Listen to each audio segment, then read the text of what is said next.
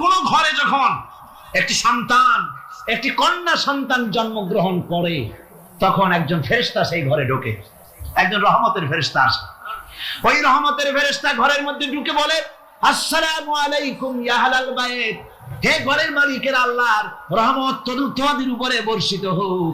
এই কথা বলে ওই ফেরেশতা ঘরের মধ্যে গিয়ে কন্যার মাথার উপরে হাত বুলায় আর বলতে থাকে, এই কন্যা সন্তানটি একটা দুর্বল শরীর থেকে বেরিয়ে এসেছে, এও একটা দুর্বল দেহ, একে যে লালন পালন করবে, দয়া দিবে, স্নেহ দিবে, আল্লাহ রাব্বুল আলামিনের সাহায্য কিয়ামত পর্যন্ত তার সাথে থাকবে।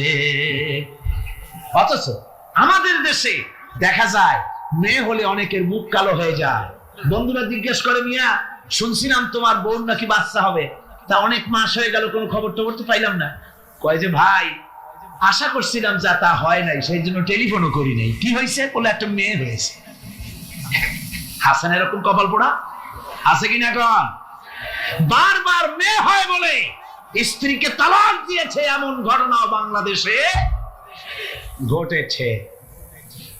বোর যদি বারবার মেয়ে হয়, তাহলে সেজন্য কি স্ত্রী দায়ী? যদি মানুষের জন্য দায়ী হয় মেয়ে বারবার হওয়ার জন্য, তাহলে তুমি স্বামী, তুমি তুলসী, দুধের দোয়া তুলসী পাতা হলে কি করে? তুমিও তো দায়ী তার জন্য। আসলে স্বামী স্ত্রী মেয়ে হওয়ার জন্য, ছেলে হওয়ার জন্য কেউ দায়ী না।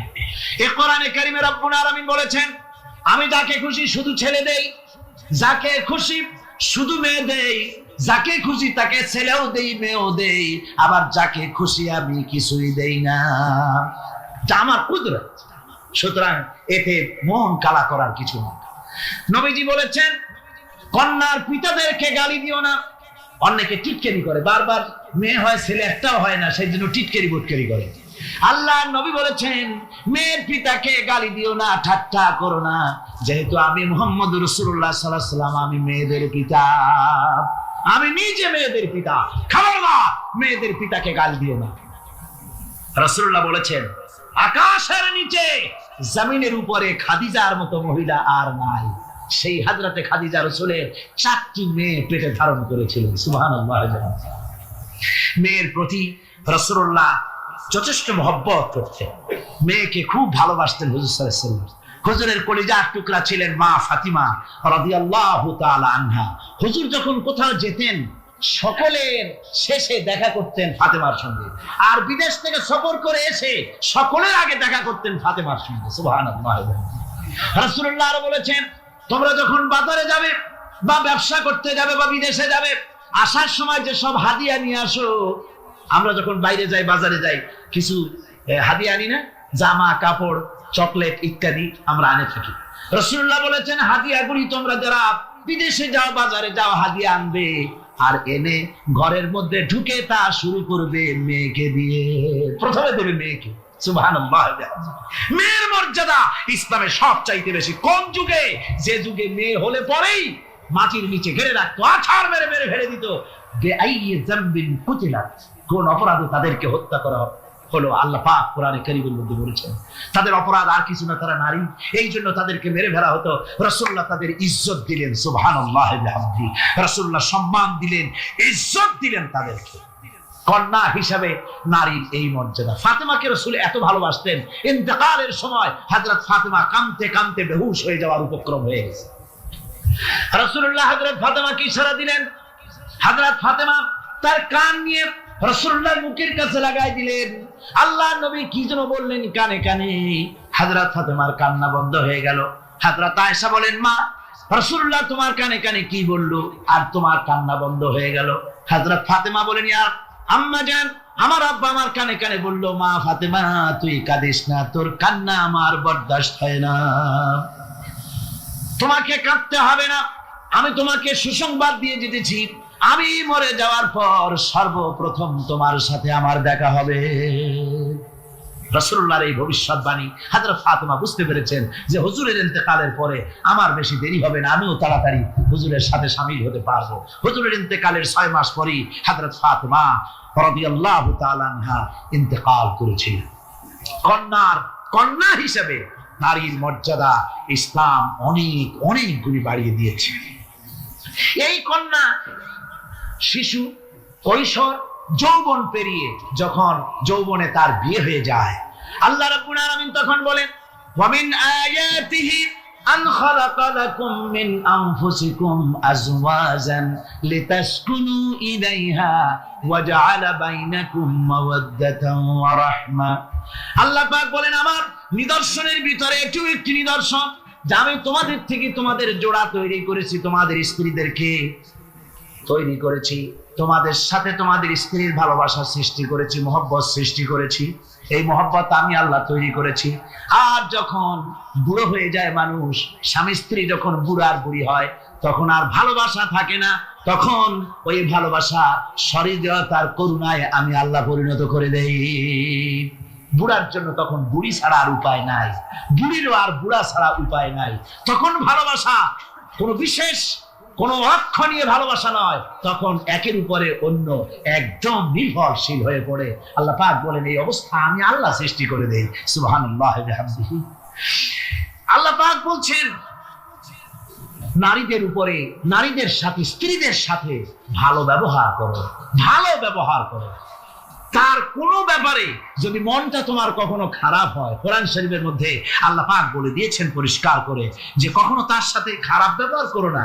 যদি কখনো মন খারাপ হয়, তাহলে চূড়ান্ত কোনো সিদ্ধান্ত নিতে যেও না, বরং তোমার জীবনে ওই স্ত্রীর অনেক অবদান আছে, সেসব কথা মনে করে এই সামান্য কিছু ভুলে যাও।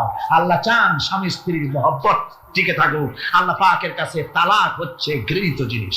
সবচাইতে ঘৃণিত হালাল হচ্ছে দুইটা, একটা হচ্ছে ভিক্ষাবৃত্তি আর একটা হচ্ছে তালাক।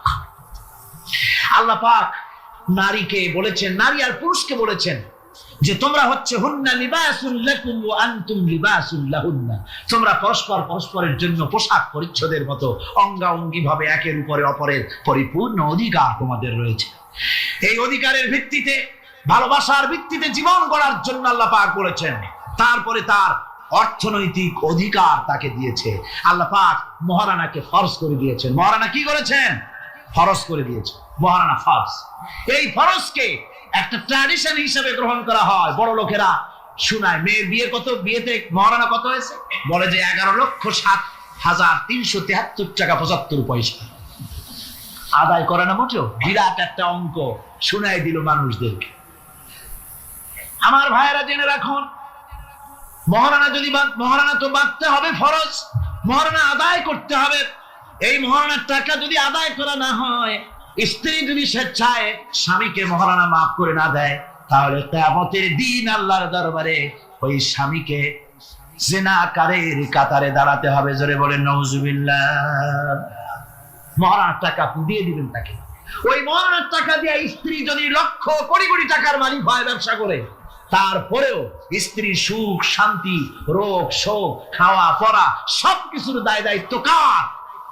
স্বামীর। সুবহানাল্লাহ করে নারীর অধিকার কত বেশি ইসলাম দিয়েছে। একটা মহিলা নির্বাচিত কলাম একটা বই লিখেছে, আমি ওই মহিলার নাম নিতে চাই না, আমার ঘৃণা করে। এই মহিলা লিখেছে যে রাসূলুল্লাহ বলেছেন পৃথিবীর সমস্ত জিনিস হচ্ছে ভোগের সামগ্রী, তার মধ্যে শ্রেষ্ঠ ভোগের সামগ্রী হচ্ছে নারী। নাউযুবিল্লাহি মিন যালিক। এমন কথা রাসূল বলেন। রাসূল বলেছেন দুনিয়া কুল্লুহা মাতাউন ওয়া খায়রুল মাতাউদ দুনিয়া ইমরাতুস সালিহা। হুজুর বলেছেন পৃথিবীর সবকিছুই সম্পদ, এই সম্পদের মধ্যে শ্রেষ্ঠ সম্পদ হচ্ছে ন্যায়পরায়ণা নারী, সচ্চরিত্রা নারী শ্রেষ্ঠ সম্পদ, নিয়ামত। আর সেইটারে বানাইছে ভোগের সামগ্রী। আয়াত হাদিস তার ইচ্ছে মতো ব্যাখ্যা করেছে। সে লিখেছে যে এতদিন পুরুষ নারীকে ধর্ষণ করেছে, নারীদের কি হলো? তোমরাও পুরুষ ধর্ষণ করো। নাউজুবিল্লাহ পড়ে। এ আবার সরকারি চাকরি করে, তারপরেও মুসলমান দেশে এই শয়তানের চাকরিও থাকে। নাউজুবিল্লাহ পড়ে। আশ্চর্য কথা। আমি জানতে পেরেছি এই মহিলা অনেকগুলি স্বামী কর্তৃক পরিত্যক্তা, সেই জন্য পুরুষের উপরে তার দারুণ ঘৃণা, পুরুষের উপরে তার দারুণ ঘৃণা, ধর্মের উপরে তার দারুণ ঘৃণা। সে এখন কমিউনিস্টদের একটা বাছাই করা একটা লাঠি, এটা দিয়ে কোরআন হাদিসের অপব্যাখ্যা করে করে এগুলি সে করে যাচ্ছে নির্বিঘ্নে। সরকার কোনো কথা বলছে না। সরকার যে কথা বলছে না, এর জবাব সরকারকে দিতে হবে, আল্লাহর কাছে দিতে হবে। কোনো সন্দেহ নেই। আল্লাহকে গালি দেওয়া হচ্ছে, নবীকে গালি দেওয়া হচ্ছে, রসুলকে গালি দেওয়া হচ্ছে, বেহেশতকে গালি দেওয়া হচ্ছে, অথচ সরকার একদম চুপচাপ। নাটকের মধ্যে আরবি পড়া নিষেধ করা হচ্ছে। আমি প্রথম দিন বলেছিলাম, কি জানি নাটকের নাম, বারান্দা। আচ্ছা যাই হোক, সেই নাটকের মধ্যে দেখানো হচ্ছে যে আলিফ বা তাসা পড়াচ্ছে মৌলবি একজন। হোক না, একটা হিন্দুর স্ত্রী, মুসলমান সে, কিন্তু বউ হিন্দু, সে হয়েছে নায়িকা। সে এসে বলছে এসব বন্ধ করো, অ ক খ প। এই কথার জাস্টিফিকেশন হতো যদি ছেলেরা এ বি সি ডি পড়তে থাকতো, আর যদি বলা হতো সব বন্ধ কর, অ ক খ প, এর একটা যৌক্তিকতা ছিল, ঠিক না? পড়তেছে আলিফ বা তাসা, সব বন্ধ কর, তার মানে কি? আলিফ বা তাসা হলো কোরআন, এর মানে কি? কোরআন। সুতরাং টেলিভিশনের মাধ্যমে কোরআনকে বন্ধ করার চেষ্টা চালাচ্ছে ভারতের গোলামেরা। সরকার চুপ করে থাকছে, সরকার নীরব। এর জবাব সরকারকে পেতে হবে, এড়াতে পারবেন। সুতরাং বলতেছিলাম, নারীর অধিকার প্রতিষ্ঠিত করেছে ইসলাম। কে করেছে? ইসলাম বলেছে মহারানার টাকা আদায় করে দাও। সেই মহারানার টাকা আদায় করা হলো না, এখন উল্টা, এখন মহারানা আদায় করে পুরুষেরা। সেটার নাম কি? যৌতুক। কন্যা পক্ষের কাছের থেকে যৌতুক নামে কৌতুক করে। ছেলে যখন ম্যাট্রিক পাস করে তখন ছেলের পিতা এতটুকু হা করে, যখন বিএ পাস করে এতটা করে, যখন এমএ পাস করে ছেলের বাবা তখন হাঙ্গরের মতো এতটা হা করে। যত টাকা খরচ হয়েছে মেয়ের বাপের কাছ থেকে কড়ায় গন্ডায় উসুল করে নেবে। তারপরে ছেলে আর মেয়ের বিবাহ ঘটায় দেয়, মাঝখানে ওরা কি করে? ঘটক। এই ঘটক ঘটকালি করে। অমুকের ছেলে ইঞ্জিনিয়ার, খুব ভালো ছেলে, শ্বশুরের টাকা দিয়ে বড়াই করবে, শ্বশুরের টাকা দিয়ে বাড়ি করবা, চাকরি করবা, লজ্জা করে না মুসলমান? নারী জাতির সম্মান আল্লাহ দিয়েছেন। কে দিয়েছেন? স্ত্রীকে রাসূলুল্লাহ কত ভালোবাসতেন। আল্লাহর নবী বলেছেন আমার কাছে তিনটা জিনিস প্রিয়, একটা হচ্ছে সুগন্ধি, একটা হচ্ছে নামাজ, আর একটা হচ্ছে স্ত্রী। সুবহানাল্লাহ। স্ত্রী আমার কাছে প্রিয়। হুজুর বলেছেন তোমাদের মধ্যে সেই ব্যক্তি উত্তম যে ব্যক্তি তার স্ত্রীর কাছে উত্তম। আমি আমার স্ত্রীদের কাছে উত্তম ব্যক্তি। সুবহানাল্লাহ। রাসূলুল্লাহ স্ত্রীকে কত ভালোবাসতেন। বিশ্বনবী রাজনৈতিক কর্মকাণ্ড চালাচ্ছেন, যুদ্ধের দামামা বাজতেছে, চতুর্দিকে কত অশান্তি, সবকিছু চলছে, স্ত্রীর হক আদায় করতে ভুলে যাননি। রাতের বেলায় হযরত আয়েশার বয়স কম, তাকে নিয়ে রাসূলুল্লাহ একটু সুযোগ পেয়েছেন, বলছেন আয়েশা সব তো ঘুমিয়ে, চলো আমরা একটু দৌড়াই। ওই যে দূরে একটা জিনিস দেখা যায়, দৌড় দাও, দেখি কে আগে যায়। দুজনে দৌড় প্রতিযোগিতা করলেন। দৌড় প্রতিযোগিতায় হযরত আয়েশা ফার্স্ট হলো, হুজুর পিছনে পড়ে গেল। হযরত আয়েশা খুব আনন্দ করলেন যে আপনি কিন্তু আমার সাথে দৌড়ে পারলেন। পরবর্তী কিছু কাল যাওয়ার পর হযরত আয়েশা বলেন হুজুর আজকে আবার বললেন যে চলো আয়েশা একটু দৌড়াই। হযরত আয়েশা বলছেন যে সেদিনের তুলনায় আমার শরীর একটু, আমি মুটিয়ে গেছি, শরীরটি স্থূল হয়েছে। আমি আজকে দৌড়ালাম কিন্তু পারলাম না, রাসূল আগে চলে গেলেন। আমি হাঁপাতে হাঁপাতে যখন হুজুরের কাছে চলে গেছি, হুজুর তখন মুস্কি হেসে আমাকে বললেন আয়েশা ওই সেই দিনের জবাব আজকে দিয়ে দিলাম। সুবহানাল্লাহ বিহামদিহি, সুবহানাল্লাহ বিহামদিহি। বিশ্ব নবী কত বড় আদর্শ বিশ্ব মানবতার জন্য। তিনি বলেছেন আরাফাতের ময়দানে রাসূলুল্লাহ বলেছেন তোমরা যেমন পড়বে তোমার স্ত্রীদেরকে তেমন পড়াবে, তোমরা যেমন খাবে তোমার স্ত্রীদেরকে তেমন খাওয়াবে। স্ট্যান্ডার্ড মেনটেন করবে। তুমি ভালো দামের কাপড় পরবে, স্ত্রীকে খারাপ দিবে তা নয়। অধিকার দুজনেরই সমান, স্বামী এবং স্ত্রী সমান অধিকার। কিন্তু আমরা তা বুঝতে পারি না, বুঝতে চাই না। আমরা অনেকে মনে করেছি বিয়ে যখন করছি তখন আমি তো নবজাদা রাসূলুল্লাহ খান, আর বউ তো কেনা দাসী। না, সে কিন্তু দাসী নয়, তার মর্যাদা আছে, তার সম্মান আছে। তার সম্মান আপনাকে দিতে হবে। রাসূলুল্লাহ দিয়েছেন, আপনাকে দিতে হবে। রান্না বান্না হতে দেরি হয়, কত গালাগালি শুনতে হয় নারীকে। আল্লাহর নবীর স্ত্রী হযরত আয়েশা বলেছেন, আল্লাহর নবী কাজ করে, মানুষের সঙ্গে কথা বলে, রাষ্ট্রীয় দায়িত্ব পালন করে ঘরের ভিতরে এসে যখন দেখেছেন রান্না হতে দেরি আছে, রাসূলুল্লাহ বিরক্ত হন নাই, ভ্রু কুঞ্চিত করেন নাই, চোখ মোটা করেন নাই, আমাকে কোনো কথা শোনান নাই, বরং আমার কাছে বসে রান্নায় আমাকে সহযোগিতা করেছে। সুবহানাল্লাহ। এই হলো আল্লাহ রাসূল, এই হলো বিশ্ব নবী, স্ত্রীর সঙ্গে কি মহব্বত। সুবহানাল্লাহ। হুজুর মহব্বত করতেন স্ত্রীদেরকে। রাসূলুল্লাহর ঘরে দৌলত ছিল না, কিন্তু মহব্বত দিয়ে ভরা ছিল ঘরটা। হুজুরের ঘরে ফ্রিজ নাই, এসি নাই, হুজুরের ঘরে কার্পেট নাই, হুজুরের ঘরের মধ্যে জাজির নাই, তোশক নাই, বড় বড় কম্বল নাই, আরামের কোন জিনিস নাই, মডার্ন ইকুইপমেন্টস কিচ্ছু নাই, দৌলত নাই, কিন্তু মহব্বত দিয়ে ঘরটা ভরা। হযরত আয়েশা বলেছেন, আমি পানি পান করে গ্লাস রেখে দিতাম, আল্লাহর নবী তখন গ্লাসের সেই জায়গায় ঠোঁট লাগাতেন যেখানে আমি ঠোঁট লাগাইয়া পানি পান করেছি। আমি গোশত চিবোতাম, রাসূলুল্লাহ আমার হাত থেকে গোশত টুকরা নিয়ে সেই জায়গায় চিবোতেন যেখানে আমি চিবুয়েছি। সুবহানাল্লাহ। আমার ভাইয়েরা, রাসূল তার স্ত্রীদেরকে মহব্বত করতেন, স্ত্রীরাও রাসূলকে মহব্বত করতেন দারুণ ভাবে। একবার হযরত আয়েশা সিদ্দিকা রাদিয়াল্লাহু তাআলা আনহা হুজুরকে গোসল করাতে ছিলেন, মাথার উপরে পানি ঢালতেছেন, হুজুর একটা চোখের উপরে বা একটা তক্তার উপরে বসে আছেন। গোসলের পানির ভিতরে রাসূলুল্লাহ দেখতে পেলেন রক্তের মতো কি যেন প্রবাহিত হয়ে যাচ্ছে। হুজুর জিজ্ঞেস করেন, আয়েশা রে, পানির ভিতরে রক্তের মতো কি দেখা যায়?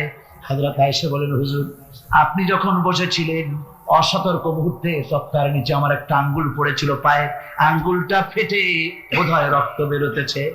রাসূলুল্লাহ তাড়াতাড়ি করে উঠলেন আর ওই আঙ্গুলকে ব্যান্ডেজ করে দিলেন। রাসূলুল্লাহ বললেন, আয়েশা রে, আঙ্গুল ফেটে গেছে, একটু আহাহু পর্যন্ত করলে না, এতক্ষণ তুমি কষ্ট করলে কেন? হযরত আয়েশা বলেন, ইয়া রাসূলুল্লাহ, ওটা তো একটা পায়ের আঙ্গুল, আয়েশার কলিজাটা ফেটে যদি রক্ত বেরোতো রাসূলুল্লাহকে উঠতে বলতে আমি পারতাম না। কি মহব্বত রাসূলের সাথে।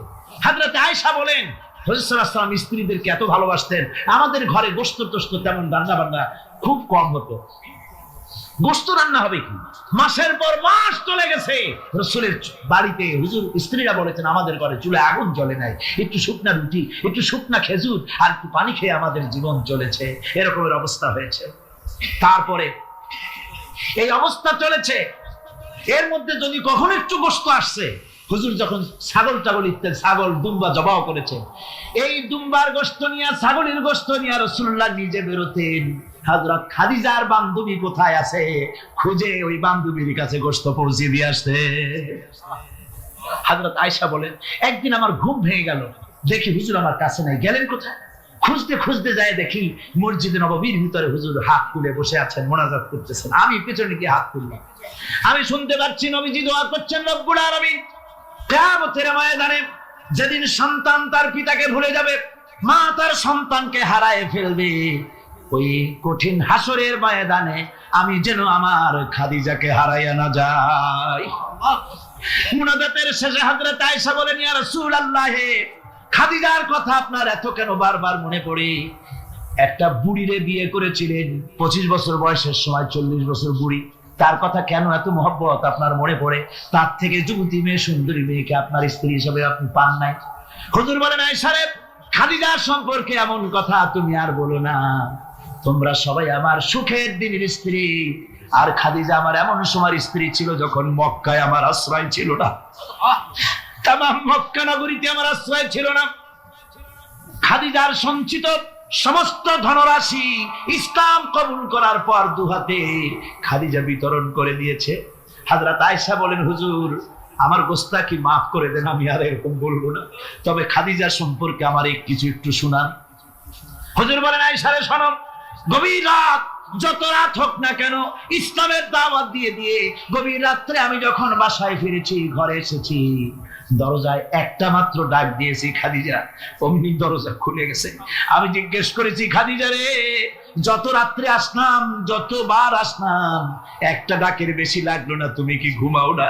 হযরতে খাদিজা বলেছেন, ইয়া রাসূলুল্লাহ, আমার মনের ভিতরে ভয় থাকে, আল্লাহ রাসূল দিনের খেদমতে বাইরে আছেন, আমি যদি আরামে বিছানায় ঘুমায় থাকি আর নবীজি দরজার কাছে দাঁড়ায় আমারে ডাকাডাকি করবে, উঠতে যদি দেরি হয়ে যায় নবীজির সঙ্গে বেয়াদবি হয়ে যাবে, এই মনে করে আপনি না আসা পর্যন্ত দরজার সাথে পিঠ লাগাই আমি দাঁড়াইয়া দাঁড়াইয়া ঘুমাই। আমার ভাইরা, হযরতে খাদিজার ইজ্জত স্বয়ং আল্লাহ দিয়েছেন। কে দিয়েছেন? হাদিস শরীফে এসেছে, রাসূলুল্লাহ জাবালে নূরে বসা, গারে হেরার ভিতরে বসা, হযরতে জিবরাইল রাসূলুল্লাহর সঙ্গে কথা বলতেছেন। একটু পরে হযরতে জিবরাইল বলেন, ইয়া রাসূলুল্লাহ, আমি আর এখানে বসবো না, আমি এখন চলছি। আমি দেখতে পাচ্ছি খাদিজা আসতেছে আপনার জন্য খাবার নিয়ে। খাদিজা যখন আপনার কাছে পৌঁছে যাবে, আপনি খাদিজাকে শোনায় দিবেন আল্লাহ রাব্বুল আলামিন খাদিজাকে সালাম জানাইছে। সুবহানাল্লাহ। রাসূলুল্লাহর কাছে হযরতে খাদিজা যখন আসলেন, হুজুর বললেন, খাদিজা, আজকে তোমার জন্য দারুণ সুখবর। বলে কি? বলে আল্লাহ পাক জিবরাইল কেমন উঠে গেল আমার কাছ থেকে, জিবরাইল বলে গেল আল্লাহ তোমাকে সালাম বলেছেন। হযরত খাদিজা কেঁদে ফেললেন, বললেন, ইয়া রাসূলুল্লাহ, আমার নারী জন্ম সার্থক, আল্লাহ আমাকে সালাম বলেছেন, এর জবাব কেমনে দিতে হয় হুজুর আমি তো জানি না, আপনি আমার পক্ষ থেকে আল্লাহর সালাম কিভাবে দেওয়া লাগে আপনি দিয়ে দিন, আমি তো বুঝি না কেমনে আল্লাহর সালামের জবাব দিব। হুজুর বললেন, খাদিজা, শুধু আল্লাহ নয়, জিবরাইলও তোমাকে সালাম বলে গেছে। হযরতে খাদিজা বললেন, হযরত জিবরাইলকে আমার সালামের জবাবটা ওয়া আলাইকুমুস সালাম বলেন। হযরত খাদিজার এই মর্যাদা ছিল।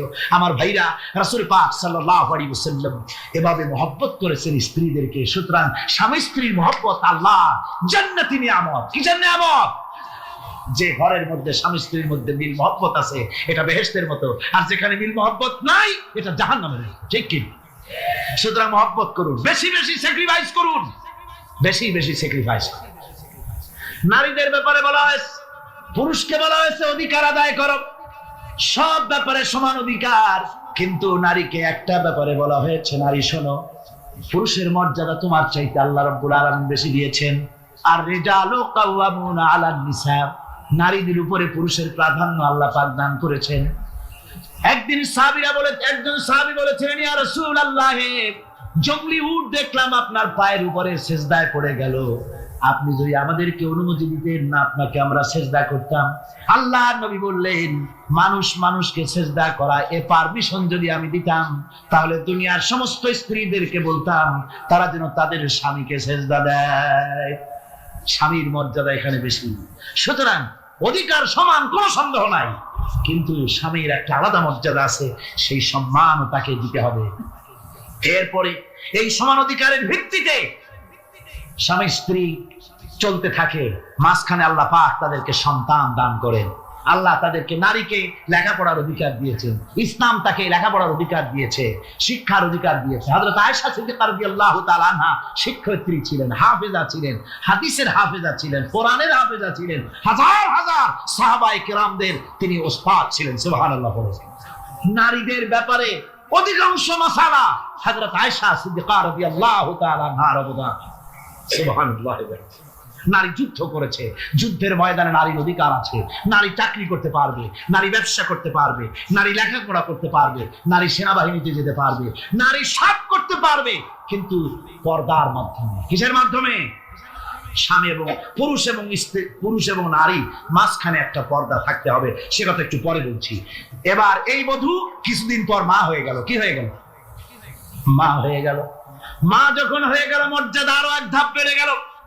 আল্লাহ রাব্বুল আলামিন মায়ের মর্যাদা বেশি করে দিলেন।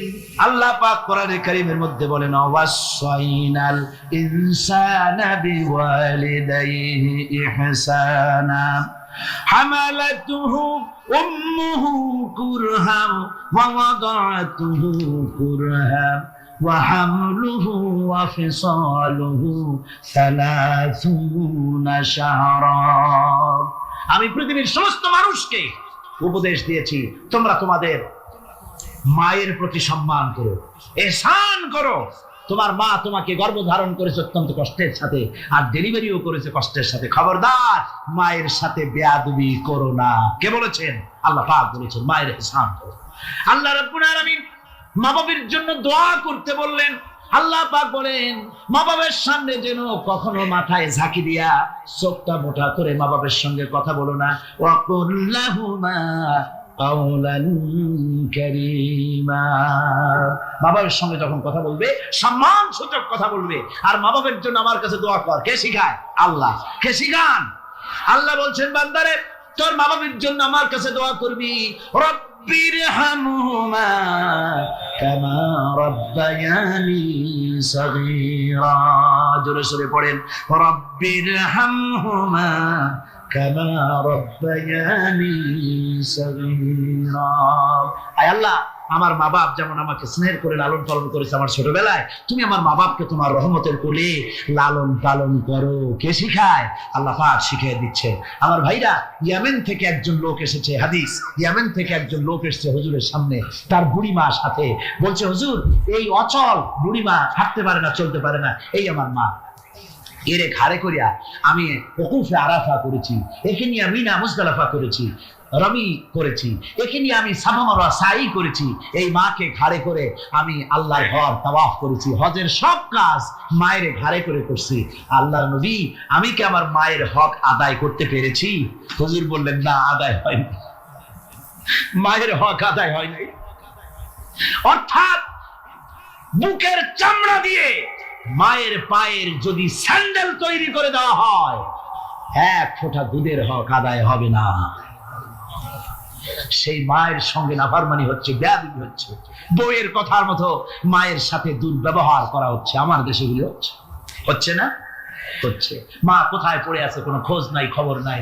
তার জন্য কোনো ভালো খাবার ব্যবস্থা, কাপড় চোপড় নাই। বন্ধুদের জন্য সব আছে, মায়ের জন্য নাই, বাপের জন্য নাই। মা তো বুড়ি হয়ে গেছে, এখন আর মা নাই। বাপ তো বুড়ো হয়ে গেছে, কামাই করতে পারে না, এখন আর বাপ নাই, এখন হয়ে গেছে বুড়ো। আর মা হয়েছে বুড়ি। আর আব্বা হয়েছে, যার মেয়ে বিয়ে করেছে শ্বশুর এখন আব্বা, আর শাশুড়ি হয়েছে আম্মা। মা আর বাপ বাসি হয়ে গেছে, বাপ পড়ে গেছে। আমার বন্ধুগণ শুনে রাখুন, আল্লাহর নবী বলেছেন তিনজনের দোয়া আল্লাহর কাছে অব্যর্থভাবে কবুল হয়ে যায়। মুস্তাজাবুদ দাওয়াত তিনজন। মুসাফিরের দোয়া কবুল হয়, মাজলুমের দোয়া কবুল হয়, আর মা বাপ যদি সন্তানের জন্য দোয়া করে অবশ্যই সে দোয়া আল্লাহর দরবারে মঞ্জুর হয়ে যায়। সুতরাং মা বাপের খেদমত করতে হবে, মহব্বত করতে হবে। আমি মা বোনদের বলতে চাই, আমার মা বোনেরা পর্দার আড়ালে বসে আপনারা যারা ওয়াজ শুনছেন ভালো করে শুনুন। আমরা পুরুষ, আমাদের পায়ের তলে জুতা। পুরুষের পায়ের তলে কি? জুতা। আপনারা নারী, আপনাদের পায়ের তলে আল্লাহর জান্নাত। জোরে কোন সুবহানাল্লাহ, জোরে বলেন সুবহানাল্লাহ।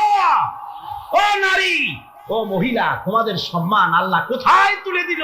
পুরুষের পায়ের তলে জুতা, তুমি নারী, তোমার পায়ের তলে আল্লাহর বেহেশত। আল জান্নাতু তাহতা আকদামিন উম্মাহাত। মায়ের পায়ের তলে আল্লাহর বেহেশত। সুবহানাল্লাহ পড়ে, সুবহানাল্লাহ পড়ে। আল্লাহ রাসূল বলেছেন মা বাপ যদি, বুখারী শরীফের হাদিস, মা বাপ যদি অসন্তুষ্ট হয় আল্লাহ অসন্তুষ্ট হয়ে যান, মা বাপ সন্তুষ্ট হন আল্লাহ সন্তুষ্ট হয়ে যান। সুবহানাল্লাহ। আমরা বিভিন্ন জায়গায় হাদিয়া তোহফা নিয়ে যাই, যেখানে দোয়া কবুল হওয়ার সম্ভাবনা কম, 50-50 হইলেও পারে, না হইলেও পারে, সেইখানে পয়সা পাতি, হাদিয়া তোহফা, নজর নিয়াজ নিয়ে যাই। আর যেখানে 100% সিউরিটি আছে সেখানে হাদিয়া তোহফা দেই না। মা বাপকে হাদিয়া তোহফা দেয়। মা বাপের পায়ের উপরে চুমা খান, কিসমত পাল্টে যাবে, তকদীর পাল্টে যাবে। মা বাপকে ভালোবাসুন। সুতরাং মায়ের মহব্বত, মাকে আল্লাহ পাক এভাবে মহব্বত, তাকে সম্মান দিয়েছেন। নারী কন্যা হিসেবে, বধূ হিসেবে, মাতা হিসেবে তার মর্যাদা সবচেয়ে বেশি। এরপরে বলবো পর্দার কথা। আমার মা বোনেরা, আল্লাহ রাব্বুল আলামিন মহিলাদেরকে বলেছেন, পুরুষদেরকে বলেছেন কুল্লিল মুমিনিনা ইয়াগুদ্দু মিন আবসারিহিম। ও নবী, মুমিন পুরুষদেরকে বলে দিন তারা যেন তাদের চক্ষুকে পরনারী থেকে নিম্নগামী রাখে। আর মহিলাদেরকে বলা হয়েছে কুল্লিল মুমিনাতি ইয়াগুদুদনা মিন আবসারিহিন্না। ও মুমিনা মহিলারা, তোমরা যেন তোমাদের চক্ষুকে পরপুরুষ থেকে যেন নিম্নগামী রাখো। এটা আল্লাহর হুকুম। কার হুকুম? আল্লাহর হুকুম। পর্দায় থাকতে আল্লাহ বলেছেন, আল্লাহ পাক বলেছেন ওয়াকারনা ফি বুয়ুতিকুন্না ওয়ালা তাবাররাজনা তাবাররুজাল জাহিলিয়াতিল উলা। খবরদার, তোমরা জাহালাতের যুগের মতো ঠাক ঠমক নিয়ে চলাফেরা করো না। তোমরা মানুষকে তোমাদের সৌন্দর্য বিকশিত করে দেখায়ও না। কোরআনে কারীমে সূরা নূরে বলা হয়েছে প্রত্যেকটি বয়সপ্রাপ্ত নারী এমন একটা চাদর পরবে যে চাদর পরলে তার মাথা, তার গলা, তার বুকটা ঢেকে যাবে। এরকম একটা চাদর পরা ইসলাম কি করেছে? ফরজ করে দিয়েছে। আল্লাহ পাক ফরজ করেছেন। কি করেছেন?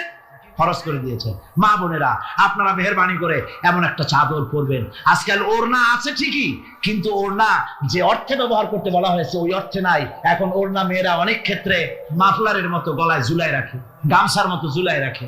এরকমের জন্য ওড়না ব্যবহার করতে বলা হয় নাই। ওড়না হলো মাথাটা, গলাটা, বুকটা ঢেকে যায় এবং একটু পুরু হতে হবে। পাতলা মশারি তেনা দিয়ে ওড়না বানাইলে হবে না, সেটা একটু পুরু হতে হবে, শালীন হতে হবে, মার্জিত হতে হবে। আমি একটি কথা আপনাদের বলি, এই বাংলাদেশে আজ পর্যন্ত যত নারীর মুখে অ্যাসিড পড়েছে, অ্যাসিড পড়ে নাই নারীর মুখে?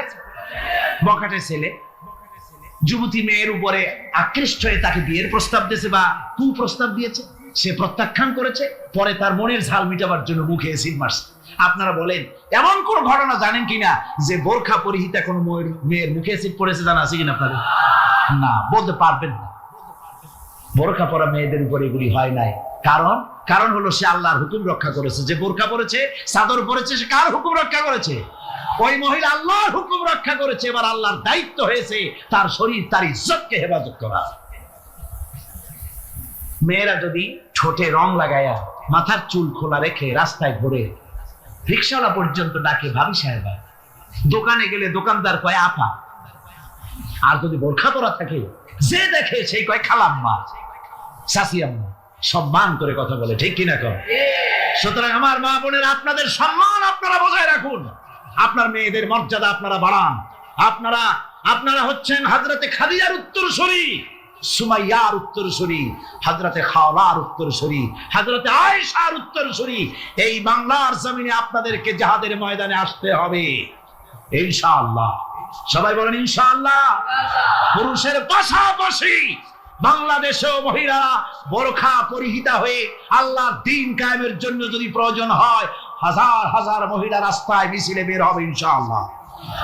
সময় আসতেছে, তরুণ, যুবক, মা বোন সবাইকে এই জিহাদে অংশগ্রহণ করতে হবে। এখন আমি মা বোনদেরকে কয়েকটা দায়িত্ব দিচ্ছি। শুধু ওয়াজ শুনলে তো হবে না, কিছু দায়িত্ব পালন করতে হবে। সে দায়িত্বটা হচ্ছে এই যে আপনারা আপনাদের সংসারটাকে ইসলামের দুর্গ বানান। সমাজে তো ইসলাম সব জায়গায় নাই, আপনার ঘরটাকে ইসলামের দুর্গ বানান। স্বামী স্ত্রীর আচরণে চলাফেরায় যেন সন্তানরা তৈরি হতে পারে, 1 নম্বর কথা। 2 নম্বরের কথা, সন্তানদেরকে ভালো নাম রাখুন। আজকাল কিন্তু ভালো নাম লুপ্ত হয়ে গেছে। এখন বাংলা নাম বেশি পছন্দ হচ্ছে, আরবি নাম বাদ। এখন বাংলা নাম কি? বাংলা নাম হচ্ছে আকাশ হোসেন, বাতাস আলী, তারপরে সাগর খাতুন, সৈকত বেগম ইত্যাদি, বিপুল, এই সব নাম হয়েছে এই বাংলা নাম। এর কোনো অর্থ নাই। বাংলা নাম আপনার সন্তানদেরকে রাখবেন না। মুসলমানরা নাম রাখবে আরবি নাম। কি নাম? আরবি নাম এবং অর্থবহ নাম। আলেমদের কাছে জিজ্ঞেস করে নাম রাখবেন। আরবি আন্দাজে রাখেন না। একজনে তার মেয়ের নাম রাখছে, শুনলাম মেয়ের নাম রাখছে তুকাজ্জেবান। হ্যাঁ, তাই বললাম ভাই তুকাজ্জেবান নাম রাখলেন কেন? কয় যে কোরআন শরীফে দেখলাম তুকাজ্জেবান রে আল্লাহ খুব ভালোবাসে, সূরা আর রহমানে 33 বার এই নামটা আল্লাহ দিয়েছে, সেই জন্য মহব্বত করে তুকাজ্জেবান নাম রাখছি। দেখেন কথা। কুয়েতে একবার এয়ারপোর্টে নাম নিয়ে খুব হাসাহাসি হলো। পাসপোর্টে বাংলাদেশিদের নাম, একজনের নাম হচ্ছে জামাল মিয়া আর বাপের নাম তরিক মিয়া। পুলিশেরা হাসতেছে, লোকেরা জিজ্ঞেস করলো কি ব্যাপার। তো আসলে ব্যাপারটা ধরা পড়লো, জামাল মিয়া বাপের নাম তরিক মিয়া। তো জামাল হচ্ছে উট আর মিয়া মানে 100। জামাল মিয়া মানে 100 উট, আর তরিক মিয়া, তরিক মানে রাস্তা, মিয়া মানে 100। 100 রাস্তার ছেলে, 100 উট। তো নাম আন্দাজে আরবি হলেই তো রাখা যাবে না, একটু জিজ্ঞেস করতে হবে আলেমদের কাছে যে একটা আমার ছেলে হয়েছে, মেয়ে হয়েছে, একটা ভালো নাম রেখে দেন। তো তাদের কাছ থেকে অর্থবহ নাম নিয়ে আপনারা রাখবেন। এটা হলো 2 নম্বরের কথা। 3 নম্বরের কথা হচ্ছে ছেলে মেয়েদেরকে আদব লেহাজ শিখাবেন, চরিত্র শিখাবেন, আদব শিখাবেন। মা বাপের দিকে, মুরব্বীদের দিকে পিছন ফিরাইয়া তাদেরকে ধমক দিয়ে কথাবার্তা না বলে আদব শিক্ষা করে, সালাম দিতে পারে, এগুলি তাদেরকে শিক্ষা দেওয়া দরকার। 4 নম্বরে পারিবারিক বৈঠক করতে হবে। কি বৈঠক? প্রত্যেক বাড়িতে সপ্তাহে 1 বার অথবা 2 বার পারিবারিক বৈঠক। স্বামী, স্ত্রী, ছেলে মেয়ে সব এক জায়গায় বসবে। যে কোনো একটা দিন রাতের বেলায় বা বিকেলে 1টা ঘন্টা এক জায়গায় বসে আলোচনা করবেন।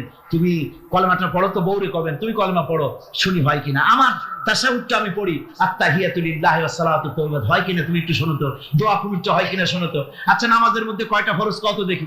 ছেলের কাছে জিজ্ঞেস করেন, মেয়ের কাছে, বই একটা সামনে নিয়ে খুলে খুলে একজন আরেকজনকে জিজ্ঞেস করেন। কোরআন শরীফ বলে সূরা ফাতিহাটা পড়ো দেখি সহি হয় কিনা। এইভাবে করে 1টা ঘন্টা দিন আলোচনা করে তারপরে দরুদ শরীফ পড়ে আল্লাহর কাছে দোয়া করেন, আল্লাহ আমার বউ আমার বাচ্চা এই সব নিয়ে তোমার দ্বীনের কথাবার্তা বলছি, আল্লাহ তুমি দয়া করে আমার এই বিবি বাল বাচ্চাগুলিকে দ্বীনের রাস্তায় রাখো, চরিত্রবান বানায় রাখো, এরা যেন সন্ত্রাসী হয় না, এরা যেন মারামারি করে না, এদেরকে দিনদার বানাও, পরেজগার বানাও। আপনার দোয়া আল্লাহর কাছে কবুল হয়ে যাবে, আল্লাহর কাছে কবুল হয়ে যাবে, সন্তান আর খারাপ হবে না। কথা বুঝতে পেরেছি?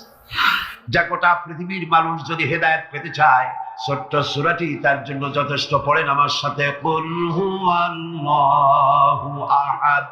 পড়েন সবাই, কুল হুয়াল্লাহু আহাদ আল্লাহুস সামাদ লাম ইয়ালিদ ওয়া লাম ইউলাদ ওয়া লাম ইয়াকুল লাহু কুফুয়ান আহাদ। আল্লাহ পাক বলেন, হে নবী আপনি বলুন, আল্লাহ এক এবং একক, তার কোনো অংশীদার নাই, তিনি বেনিয়াজ, তিনি কাউকে জন্ম দেন নাই, তাকেও কেউ জন্ম দেয়নি। আকাশ আর জমিনে আল্লাহর সমকক্ষ কেউ নাই, কেউ নাই। তিনি এক এবং একক। তার একত্ববাদের দাওয়াত দেওয়ার জন্য অসংখ্য পয়গম্বর আল্লাহ পাক এই দুনিয়া পাঠিয়েছেন। আর সমস্ত পয়গম্বর দাওয়াত দিয়েছেন কি, লা ইলাহা ইল্লাল্লাহু মুহাম্মাদুর রাসূলুল্লাহ। সবাই দাওয়াত দিয়েছেন লা ইলাহা ইল্লাল্লাহ, লা ইলাহা ইল্লাল্লাহ, লা ইলাহা ইল্লাল্লাহ, লা ইলাহা ইল্লাল্লাহ। কোন ইলাহ নাই, কোন আইনদাতা নাই, কোন বিধানদাতা নাই, কোন শাসনকর্তা নাই, আল্লাহ ছাড়া কেউ নাই। বলে সুবহানাল্লাহ। আল্লাহ এক এবং একক, তিনি সব সৃষ্টি করেছেন। আল্লাহ পাক বলছেন, আল্লাহুল্লাযী খালাকাস সামাওয়াতি ওয়াল আরদা ওয়া আনজালা মিনাস সামাই মাআন ফাআখরাজা বিহি মিনাস সামারাতি রিজকান লাকুম। আল্লাহ হচ্ছেন তিনি যিনি আকাশ সৃষ্টি করেছেন, জমিন সৃষ্টি করেছেন, আর আকাশ থেকে পানি বর্ষণ করে তোমাদের খাদ্য উৎপাদন করে দিয়েছেন। এই পানি হচ্ছে মানুষের জন্য জীবন। পানির এক নাম কি? জোরে বলেন, পানির এক নাম কি? জীবন। এই পানি এক নাম জীবন। কিন্তু কর্ণফুলীর পানি যদি চট্টগ্রামে 10 ফুট উঁচা হয়ে আসে, পানির নাম হবে কি? নাম হবে মরণ। এই পানিকে কন্ট্রোল করেন আল্লাহ রাব্বুল আলামিন। আল্লাহ যদি ইচ্ছে করেন বেশি করে পানি দিয়া পুরা এলাকা ডুবাই দিতে পারেন, আবার ইচ্ছে করলে পানির ভিতরে মানুষ বাঁচাই দিতে পারেন, আগুনের মধ্যে মানুষ বাঁচাইতে পারেন। সমস্ত ক্ষমতা হচ্ছে, কর্তৃত্ব কেবলমাত্র আল্লাহ পাকের। কর্তৃত্ব কার? কর্তৃত্ব কার? আল্লাহ পাকের কর্তৃত্ব।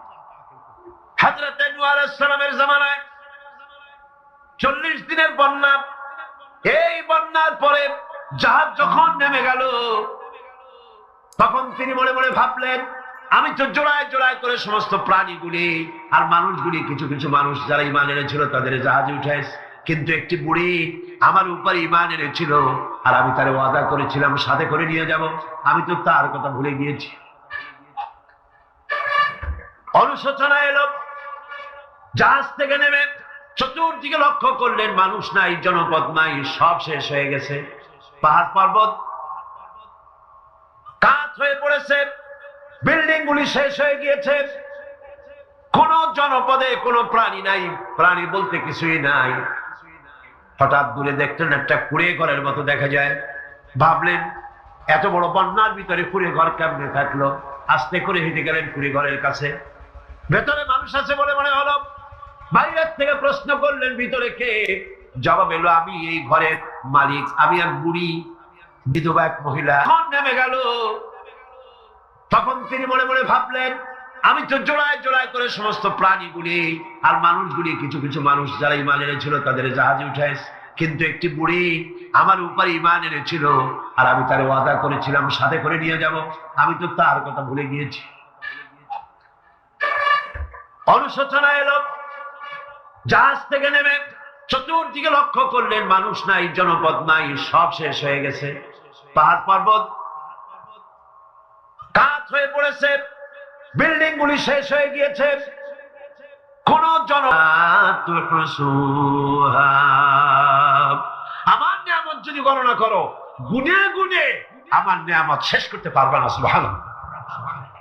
হাদা খালকুল্লাহি ফাআরুনি মাযা খালাকাল্লাযীনা মিন দুনি। এ হচ্ছে আল্লাহর সৃষ্টি, আর আল্লাহ বাদে অন্যরা কি সৃষ্টি করেছে দেখাও। যদি ক্ষমতা থাকে দেখাও কি সৃষ্টি করেছে অন্যরা। আছে কিছু? আছে কিছু? সমস্ত সৃষ্টির মালিক কে? আরো জোরে বলেন কে? সব কিছুর স্রষ্টা হচ্ছেন আল্লাহ পাক। ওই আকাশের মালিক কে? চিল্লায় বলেন জোরে সোরে, আকাশের মালিক কে? বাতাসের মালিক কে? চন্দ্র সূর্যের মালিক কে? পৃথিবীর মালিক কে? গোটা সৃষ্টি জগতের মালিক কে? সবকিছুর মালিক যিনি, তিনি বলছেন এগুলি সব আমি সৃষ্টি করেছি। ফারুনি মাযা খালাকাল্লাযীনা মিন দুনি, আমি ছাড়া অন্যরা কে কি তৈরি করেছে দেখাও। আল্লাহ রাব্বুল আলামিন এভাবে করে মানুষের জন্য সবকিছু সৃষ্টি করেছেন। তার খাবারের ব্যবস্থা করেছেন, পড়ার ব্যবস্থা করেছেন, গাছপালা তৈরি করেছেন, পানি তৈরি করেছেন, সব ব্যবস্থা করে দিয়েছেন। এমনকি শীতকালে পিঠা খাবেন, রসের ব্যবস্থাও করে দিয়েছে। চট্টগ্রামের রস আছে না? কি গাছের রস? খেজুর গাছের রস। এই খেজুর গাছের গোড়া খুঁজতে খুঁজতে 5 মাইল নিচেও যদি চলে যান, খেজুর গাছের মাথায় যেমন রস পাওয়া যায়, খেজুর গাছের 5 মাইল নিচে কি ওরকম এক ফোঁটা পানি পাওয়া যাবে? খেজুর গাছের ভিতরেও কি তেমন পাওয়া যাবে? সেই জায়গা মতো কাটলে যেমন রস পাওয়া যাবে, অন্য জায়গায় পাওয়া যাবে না।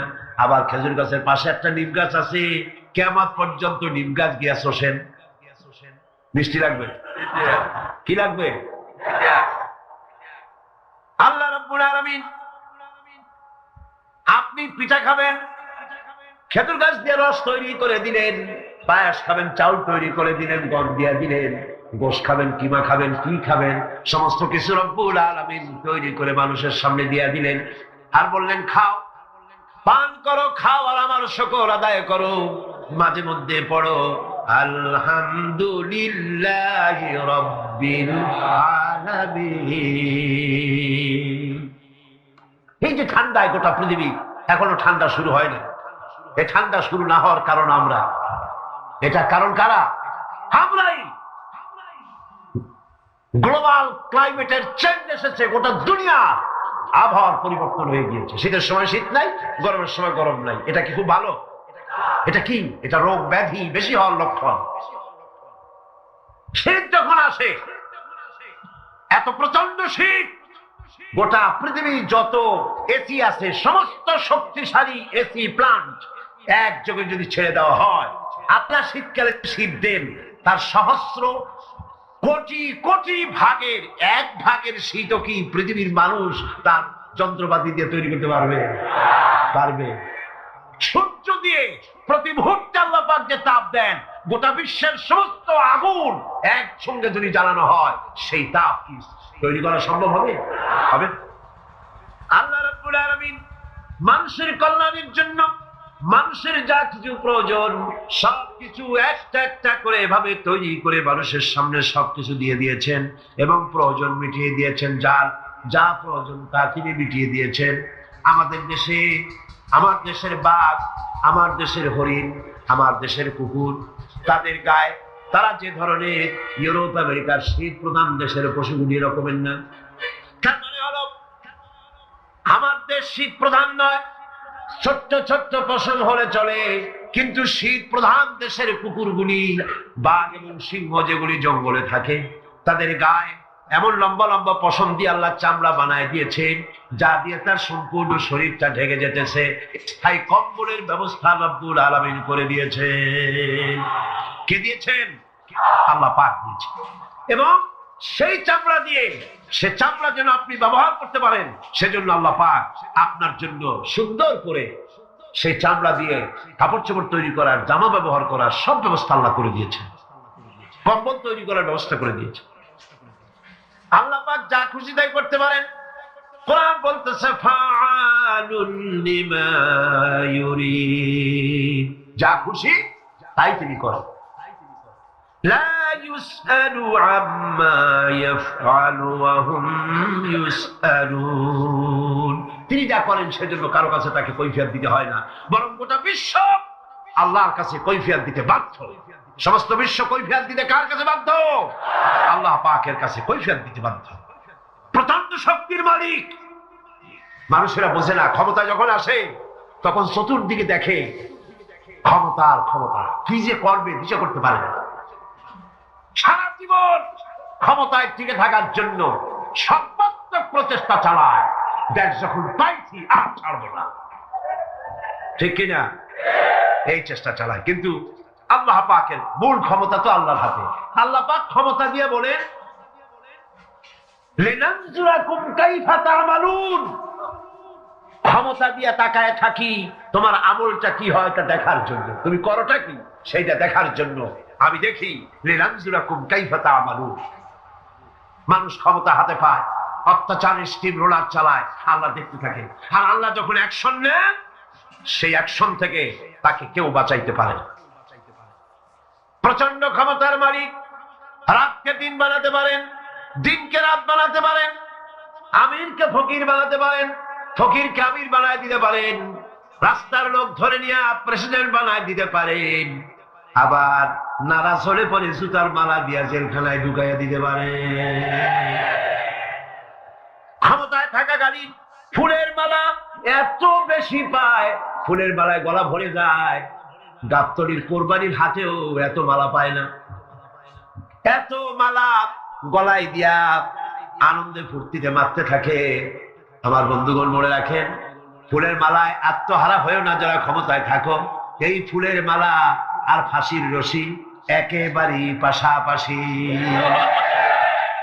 ফুলের মালা থেকে ফুলগুলি ঝরে পড়লেই ওই রশিটাই ফাঁসি হওয়ার জন্য যথেষ্ট, ঠিক কিনা? মানুষ বোঝে না, বোঝে না। আল্লাহ বলেন আমি তাকায় থাকি, দেখি কি করো, তোমার আমলটা কেমন হয়। ক্ষমতার মালিক আল্লাহ, দেওয়ার মালিক আল্লাহ। আর যখন নারাজ হয়ে যান, এক থাপ্পড় মেরে ক্ষমতা ছিনায় নিয়ে যান। পারেন কিনা? পারেন কিনা? ইতিহাস সাক্ষী।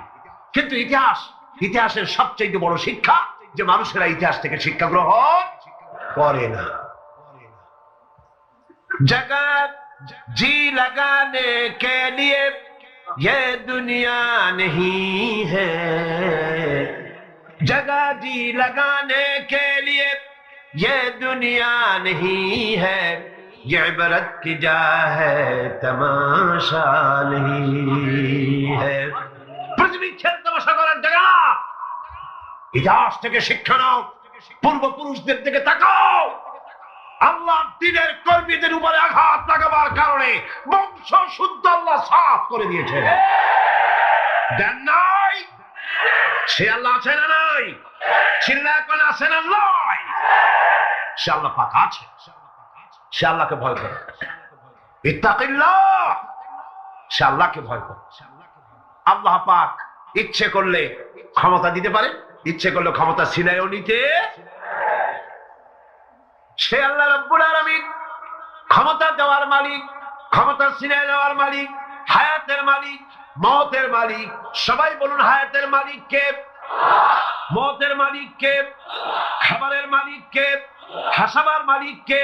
কাঁদাবার মালিক কে? সব কিছুর মালিক কে? আল্লাহ রাব্বুল আলামিন। ইন্নাল্লাহা আলা কুল্লি শাইইন কাদির। সব কিছুই উপরে তিনি ক্ষমতাবান, যা খুশি তাই তিনি করেন। এ হচ্ছে আল্লাহর সৃষ্টি। সবকিছু আল্লাহ সৃষ্টি করেছেন। বরং কাফের বেঈমান যারা অস্বীকার করে আল্লাহ রাব্বুল আলামিন, সেই মানুষেরাই বুঝতে পারে না। বরং মানুষ যা কিছু তৈরি করেছে তা সবই আল্লাহর বানানো জিনিস। তার থেকেই করেছে। কথাটা বুঝে আসে না? মানুষ না বুঝেই বিজ্ঞানকে সবকিছুর প্রশংসা বিজ্ঞানের জন্য করে, বিজ্ঞানের জন্যই প্রশংসা অস্থির হয়ে যায়।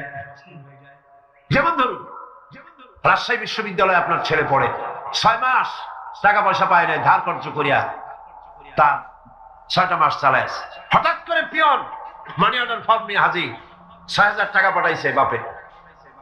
টাকাগুলি নিয়ে সই করে পিয়নের কদমবুসি করে যে বাবাজি এতদিন পরে টাকা নিয়ে আসছেন, আপনার প্রতি আল্লাহ রহম করুন। এটা বুদ্ধিমান না বেকুব? বুদ্ধিমান না বেকুব? আরে বেটা, পিয়ন কি তোর বাজান? টাকাকে পাঠিয়েছে, বাবা পাঠিয়েছে, প্রশংসা তার কর।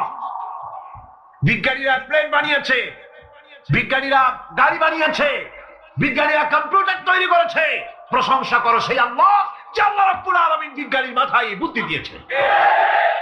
প্রশংসা কর, আল্লাহ পাকের প্রশংসা করতে হবে। হায়াতে খালকুল্লাহ, যা কিছু আল্লাহ বলছেন এ সব কিছু আল্লাহর সৃষ্টি। মানুষ কিছুই সৃষ্টি করেনি, শুধু আল্লাহর সৃষ্টি দিয়ে জোড়া তালি দিয়ে বানিয়েছে, ঠিক না? আল্লাহর বানানো জিনিস দিয়ে জোড়া তালি দেওয়া হয়েছে। আল্লাহ পাকের সৃষ্টি তো দূরের কথা, আল্লাহকেই মানতে চায় না। কি বলে? বলে আনসিন ইজ নাথিং। শুনছেন কথা? আনসিন ইজ নাথিং, যা দেখা যায় না তা কিছুই না, মানি না। যার রং নাই, রূপ নাই, ধরা যায় না, ছোঁয়া যায় না, অনুভব করা যায় না, তা মানি না। এই কথা দিয়ে তারা আল্লাহরে অস্বীকার করতে চায়। অথচ এই ভদ্রলোকেরা মাধ্যাকর্ষণ না দেখেই বিশ্বাস করে মাধ্যাকর্ষণ আছে, ঠিক কিনা? এই ভদ্রলোকেরা বিদ্যুতের শক্তি দেখেই, বিদ্যুৎকেও দেখে। আপনারা দেখতেছেন বিদ্যুতের শক্তি দেখে বিদ্যুৎকে বিশ্বাস করে। বাতাসের প্রচন্ডতা দেখে বাতাসকে অনুভব করে, বিশ্বাস করে। অক্সিজেন চোখে দেখে না, ইথারকে চোখে দেখে না, বিশ্বাস করে। কিন্তু এমনই নাস্তিক, এমনই কপাল পোড়া যে আল্লাহরে দেখা যায় না তাই বিশ্বাস করা যাবে না। এক নাস্তিকের সাথে হযরত ইমাম আবু হানিফা রাহমাতুল্লাহ আলাইহির এক বিতর্ক অনুষ্ঠান হলো। সেই বিতর্ক অনুষ্ঠানে ইমাম আবু হানিফা রাহমাতুল্লাহ আলাইহি পৌঁছতে বেশ দেরি করলেন। নাস্তিক তখন উপস্থিত জনতাকে বলছে, দেখো তোমাদের ইমাম, তোমাদের ইসলামী চিন্তাবিদ যুক্তিতে দুর্বল, সেই জন্য আসতেছে না। বেশ কিছুক্ষণ দেরি করে তিনি উপস্থিত হলেন। নাস্তিক বলল, আগে আপনি বলেন, আপনি ওয়াদা ভঙ্গ করলেন কেন, সময় মতো আসতে পারলেন না কেন? তিনি জবাবে বললেন, দেখো আমি অনেক দূর থেকে এসেছি, এসে দেখি সামনে নদী, এখন পার হবো কেমনে? কোন নৌকার ব্যবস্থা নাই। হঠাৎ দেখলাম কি এক আশ্চর্য কথা, একটা চারা গজায় উঠলো, ফট করে বিরাট গাছ হয়ে গেল। ওই থেকে একটা কুড়াল আসলো, গাছটারে কাটিয়ে ভালাই গেল। তারপরে এলো করাত, বানাইলো তক্তা, এরপরে আসলো লোহা, পড়লো হাতুড়ি, হয়ে গেল নৌকা। বাহ কি মজা! এরপর নৌকা নামলো নদীতে, আমি উঠে বসলাম, এই পাড়ি দিয়ে আসলাম, তাই যা একটু দেরি হলো। নাস্তিক কয় যে কি সর্বনাশ, এই লোকের সাথে আমি তর্ক করবার মাথা স্ক্রু শটটা ফিরা। তাহলে আমরা একটা গাছ হয়ে গেল ফট করিয়া, তারপরে কুড়াল আসলো, তক্তা হইলো, বিনা মিস্ত্রিতে নৌকা হইলো, এটা কেমন সম্ভব? ইমাম সাহেব বলেন, আমার বিতর্ক শেষ। বিনা মিস্ত্রিতে যদি, তোমার যুক্তি মতে বিনা মিস্ত্রিতে যদি একটা নৌকা না হতে পারে, এই বিশ্ব তৈরি হলো কি করে বিনা মিস্ত্রিতে? ওই বিশাল আকাশ হলো কিভাবে? এই বিরাট চন্দ্র সূর্য হলো কিভাবে? কি করে তোমার ওই বডি তৈরি হলো? নাস্তিক চেয়ার থেকে নেমে ইমামের কাদমের উপরে পড়ে গেল, বলে আল্লাহু আকবার, আমি অন্যায় করেছি, আল্লাহ আমারে মাফ করে দাও।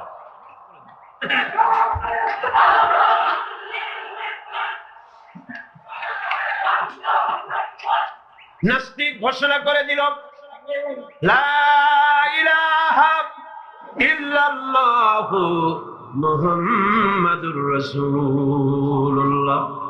জোরে বলে, লা ইলাহা ইল্লাল্লাহু মুহাম্মাদুর রাসূলুল্লাহ, লা ইলাহা ইল্লাল্লাহ।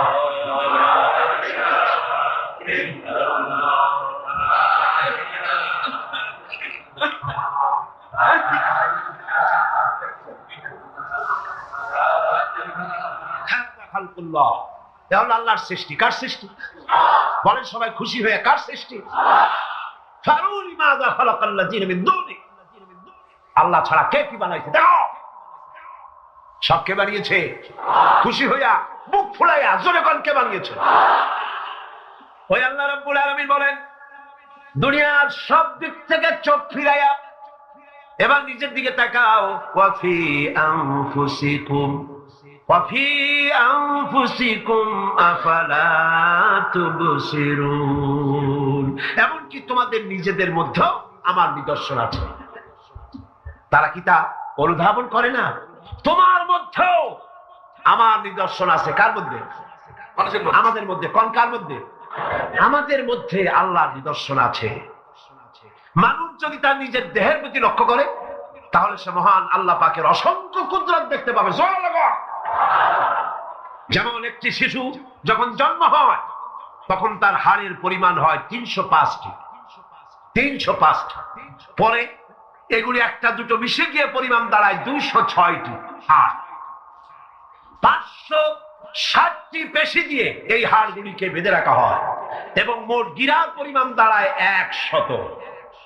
100 গিরা। আপনি কি জানেন আপনার আঙ্গুলের মাথা থেকে বাহু পর্যন্ত কয়টা গিরা আছে? গণবেন কখন? কিলাকিলি করি চুকুল পাননি। দেখেন না গিরা কতগুলা। আঙ্গুলের এই আঙ্গুলের মধ্যেই কতগুলা গিরা। এখানে গিরা, সেখানে গিরা, এখানে গিরা, এখানে গিরা, এখানে গিরা, বাহুতে গিরা। গিরা যদি একটাও না হতো হাতটা হাত হইতো না। হাত কি হইতো? লাঠি। লাঠি হইতো। ভাত খাওয়া যাইতো না। ভাত খাইতে গেলে মাখানো লাগে কিনা? মাখানো লাগে না? মাখাইবেন কি দিয়ে? হাতগুলা আঙ্গুলে গিরা নাই, সব কাঁটা চামচ। আর কেলুতে গিরা নাই, হাত ক্লোজ হবে না, নিজের মুখে আসবে না। দুই হাতের মাথায় একজন বসবে, একজন আর একজনের খাওয়াবে। তাও আবার খাওয়াই দিকে মুখের মধ্যে লাগে, নাকের সিধার মধ্যে গিয়ে ঢুকে। হাসতেছেন সুবহানাল্লাহ। ওয়াফি আনফুসিকুম আফালা তুবসিরুন, তোমার ভেতরে আমার নিদর্শন আছে, অনুধাবন করো। মানব শরীর এক আশ্চর্য মেশিন। সুবহানাল্লাহ। আশ্চর্য মেশিন। লক্ষ কোটি সেল এবং নার্ভ সেল দিয়ে জটিল মেশিন পত্রের সমন্বয় এই দেহ তৈরি করা হয়েছে। এবং এই শরীরের ভিতরে দুটো মূল্যবান জিনিস আছে। তার একটি হচ্ছে কন্ট্রোল রুম, যাকে বলা হয় ব্রেইন। যেটা কি? ব্রেইন। আরেকটি হচ্ছে জেনারেটর। সেই জেনারেটরটা কি? হার্ট। আপনার হৃৎপিণ্ড। ওয়াফি আনফুসিকুম আফালা তুবসিরুন, লক্ষ্য করো না? কেমনে? তোমার শরীরের দিকে তাকাও না। Brain, control room. হার্টের কাজ হচ্ছে রক্তগুলিকে সার্কুলার করা, রক্তগুলিকে পৌঁছে দেওয়া সর্বত্র। যা খাচ্ছেন সমস্ত খাদ্যগুলিকে রক্ত তৈরি হচ্ছে, হার্টের কাজ হলো এটাকে এইভাবে করে করে পৌঁছে দেওয়া। আর এই রক্তগুলি যদি না পৌঁছায়, শরীরের যে অংশে রক্ত পৌঁছাবে না সে অংশ কি হবে? প্যারালাইজড হবে, অবশ হবে। মাশাআল্লাহ, আপনারা সব ডাক্তার বুঝতে পারতেছেন, কথা বুঝে ফেলতেছেন। আলহামদুলিল্লাহ। রক্ত পৌঁছাবে না, প্যারালাইজড হয়ে যাবে। এই জন্য আল্লাহ কি করেছেন? পায়ের বুড়ো আঙ্গুল থেকে শুরু করে মস্তিষ্কের মাথা পর্যন্ত অসংখ্য না শিরা উপশিরা দিয়ে ভরে দিয়েছেন। কত শিরা, কত উপশিরা! চিকিৎসা বিজ্ঞানীরা বলেছেন মানুষের দেহের ভিতরে যত শিরা এবং উপশিরা আছে সবগুলি যদি বের করে একটার সাথে আর একটা গিরা দেওয়া হয় তাহলে তা এত লম্বা হবে যা দিয়া গোটা পৃথিবী 3 বার ঘোরা যাবে। এই শিরা উপশিরা গুলি যদি ছিঁড়ে ছিঁড়ে শরীর থেকে বের করে করে পাশাপাশি যদি সাজানো হয় তাহলে 3 একর জমিন লাগবে সাজায়া রাখতে। এত শিরা উপশিরা দিয়ে এই পৃথিবী, এই শরীরটাকে আল্লাহ পাক সাজিয়ে দিয়েছেন, গুছিয়ে দিয়েছেন। অসংখ্য শিরা উপশিরা। হার্টের কাজ হলো রক্ত আসতেছে পাঞ্চ করে করে, এভাবে করে করে রক্ত পৌঁছায় দিচ্ছে হার্ট থেকে, তার মাথা থেকে শুরু করে পা পর্যন্ত। হার্ট প্রতি মিনিটে 10 পাউন্ড রক্ত সঞ্চালন করছে। ব্যায়ামের সময় এর পরিমাণ গিয়ে দাঁড়ায় 30 পাউন্ড। এবং এক সময় যদি আপনি আহত হন, অনেকগুলি রক্ত যদি বেরিয়ে যায়, অন্তত 2.5 পাউন্ডের মতো রক্ত আপনার শরীরের মধ্যে সব সময় রিজার্ভ থাকে। কে রাখে? কে রাখে? কে রাখে? সুবহানাল্লাহ। এবার আপনার হার্ট যদি দুর্বল হয়, হার্ট অ্যাটাক হয় না? চিটাগাঙ্গে নাও হইতে পারে, নাকি হয়? হার্ট যদি অ্যাটাক হয়, হার্ট অ্যাটাক হয় কেন? হার্টের যেই জিনিস ভেতর দিয়ে রক্তগুলি প্রবাহিত হয়, আর্টারিগুলি, এই আর্টারিগুলি যদি অতিরিক্ত চর্বির কারণে, অনেকে তো খায় জম্মের খাওয়া, ডাইনি বাই তাকায় না, সুবহানাল্লাহ, চার আঙ্গুল কপাল বাদ দিয়ে সব পেট, খাওয়ার সময় বিসমিল্লাহ কয় না, শেষও আলহামদুলিল্লাহ কয় না, খায় আর কয় যা মজা হইছে, হুলু কথাবার্তাও পাইকারি দরে খেলে পরে চর্বি হবে। এই চর্বিগুলো গিয়ে হার্টের যে আর্টারিগুলি আছে, রগ আছে, এই রগগুলির ভিতরে চর্বি জমে যায়। চর্বি জমার কারণে রক্ত পাস করতে পারে না, হার্ট অ্যাটাক করে। হার্ট অ্যাটাক করলে পরে রোগী যদি বেঁচে যায়, তাহলে বাইপাস অপারেশন করতে হয়। বাইপাস অপারেশন করতে যখন যায়, তখন তার জন্য রগ দরকার। ওই যেটা ব্লক হয়েছে ওটা ফেলে দিতে হবে, নতুন আর একটা রগ লাগবে। এবার আপনি দেখেন, আমার আল্লাহর কুদরতের দিকে তাকান। আপনার হার্ট অ্যাটাক করতে পারে, নতুন করে একটা রগের দরকার হতে পারে। এই রগ গরুর রগ দিয়া হবে না, এই রগটা ছাগলের রগ দিয়া হবে না। কোথায় পাবেন রগ? কে দেবে আপনার রগ? আল্লাহ পাক আপনার পায়ের ভেতরে রানের মধ্য দিয়া স্পায়ার রগ সেখানে রেখে দিয়েছেন। হার্ট অপারেশন যখন করা হয়, ডাক্তারেরা ব্লক করা হার্ট, ওই রগটাকে ফেলে দিয়া উরুর ভিতর থেকে রগ বের করে কলিজার মধ্যে লাগায়া দেয়। সুবহানাল্লাহ। দুটি মাত্র কিডনি হলে, একটি মাত্র কিডনি হলে শরীরটা আপনার বেঁচে যায়।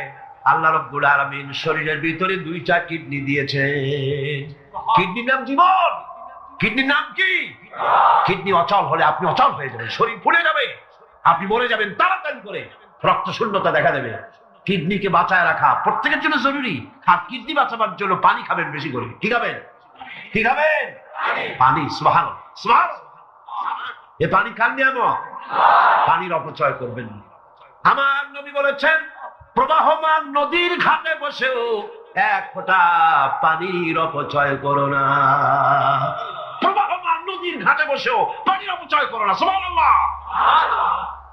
পানি নিয়ামত, পানি খান বেশি করে, কিডনি সচল থাকবে। আলহামদুলিল্লাহ। একটা কিডনি হলে চলে, আল্লাহ পাক দুটি কিডনি দিয়েছেন, একটা বন্ধ হলে যেন আর একটা দিয়ে সেজন্য চলতে পারে। সুবহানাল্লাহ। মানুষের শরীরের ভেতরে এই পরিমাণ লেমন আছে যা দিয়া একটা ঘর সাদা বানানো যায়, এই পরিমাণ ফসফরাস আছে যা দিয়া ২৫০০ মেস বানানো যায়। তোমার শরীরের ভিতরে আমার নিদর্শন আছে। মানুষের এই আশ্চর্যজনক দেহটাকে ঢেকে রাখা হয়েছে একটি শ্বেতাতপ নিয়ন্ত্রিত চামড়া দিয়া। সেই চামড়াটা ২০ বর্গ ফিট। তাদেরকে যদি কোরআন থেকে আজকে যে কথাগুলি বললাম, এই কথাগুলি যদি কলেজে বিশ্ববিদ্যালয়ে পড়ানো হতো, আমার ছেলে কি নাস্তিক হতে পারত? বলেন, আমার এই ছেলে কলেজে বিশ্ববিদ্যালয়ে যেসব ছেলেপেলেরা পড়ে, এগুলি কি বোম্বাই থেকে আসছে না মঙ্গল গ্রহ থেকে নাজিল হয়েছে?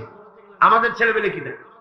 এই ছেলে যখন প্রাইমারি স্কুলে পড়তো, তখন রমজান মাসে সেহরি করতে না উঠাইলে সকালবেলায় মা বাপের উপরে অভিমান করে, রাগ করে, কান্দাকাটি করে না খাইয়া সারাদিন রোজা রেখেছে। ঠিক না?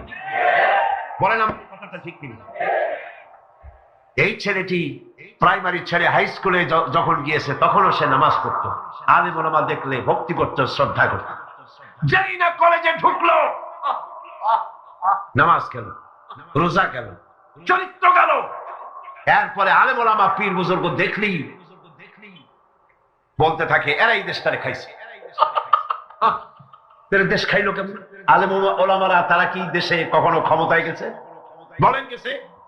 তাহলে ওলামা তো জীবনে ক্ষমতাই যায় নাই, তারা দেশ খাইলো কি করে? যারা ক্ষমতায় থাকে ওরা খায় না, যারা ক্ষমতায় যায় না ওরা খায় জম্মের খাওয়া। আশ্চর্য কথা, এরাই দেশটারে খাইছে। নামাজ নাই, রোজা নাই, তারপরে বলা শুরু করে আল্লাহ নাই।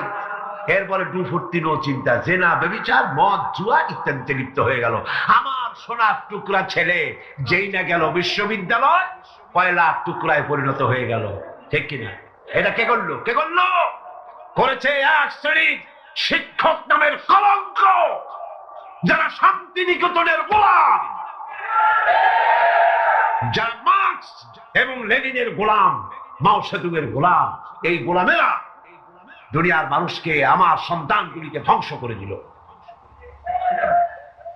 আর যদি আমি আলোচনার শুরুতে বলেছিলাম, যদি কোরআন এবং সুন্নাহ যদি পড়ানো হতো কলেজ বিশ্ববিদ্যালয়, তাহলে আমার এই সন্তানগুলি চোর হতো না, ডাকাত হতো না, জেনাকার হতো না, বদমাশ হতো না, খাঁটি মুসলমান হয়ে বেরিয়ে আসতো, যা দেখতে আমাদের চক্ষু ঠান্ডা হয়ে যেত। জোরে বলেন সুবহানাল্লাহ। সেই ধরনের এই কোরআন ভিত্তিক শিক্ষা ব্যবস্থা বাংলাদেশে চালু হোক, তা কি আপনারা চান? জোরে বলেন চান? যারা যারা চান দু হাত উঁচু করে দেখান।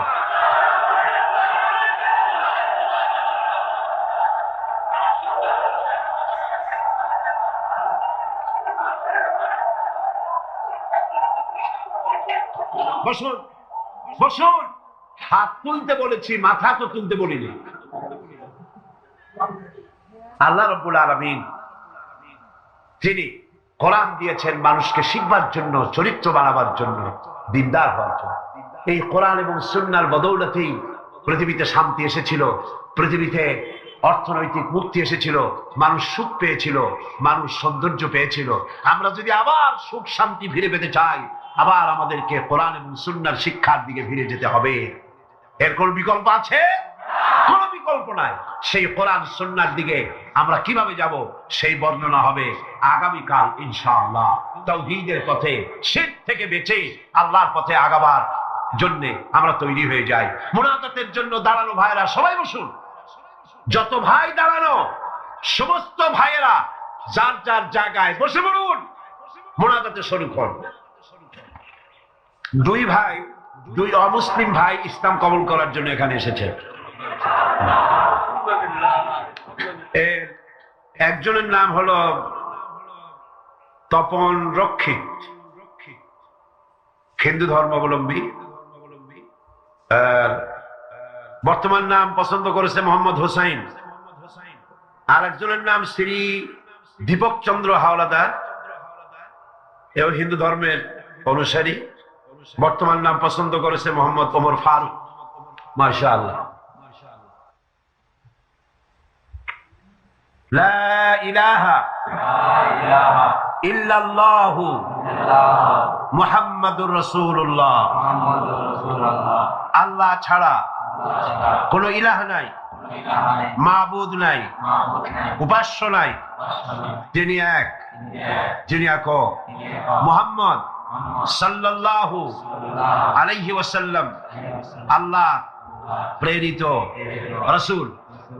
জোরে বলো, আশহাদু আল্লা ইলাহা ইল্লাল্লাহু ওয়াহদাহু লা শারীকা লাহু ওয়া আশহাদু আন্না মুহাম্মাদান আবদুহু ওয়া রাসূলুহু।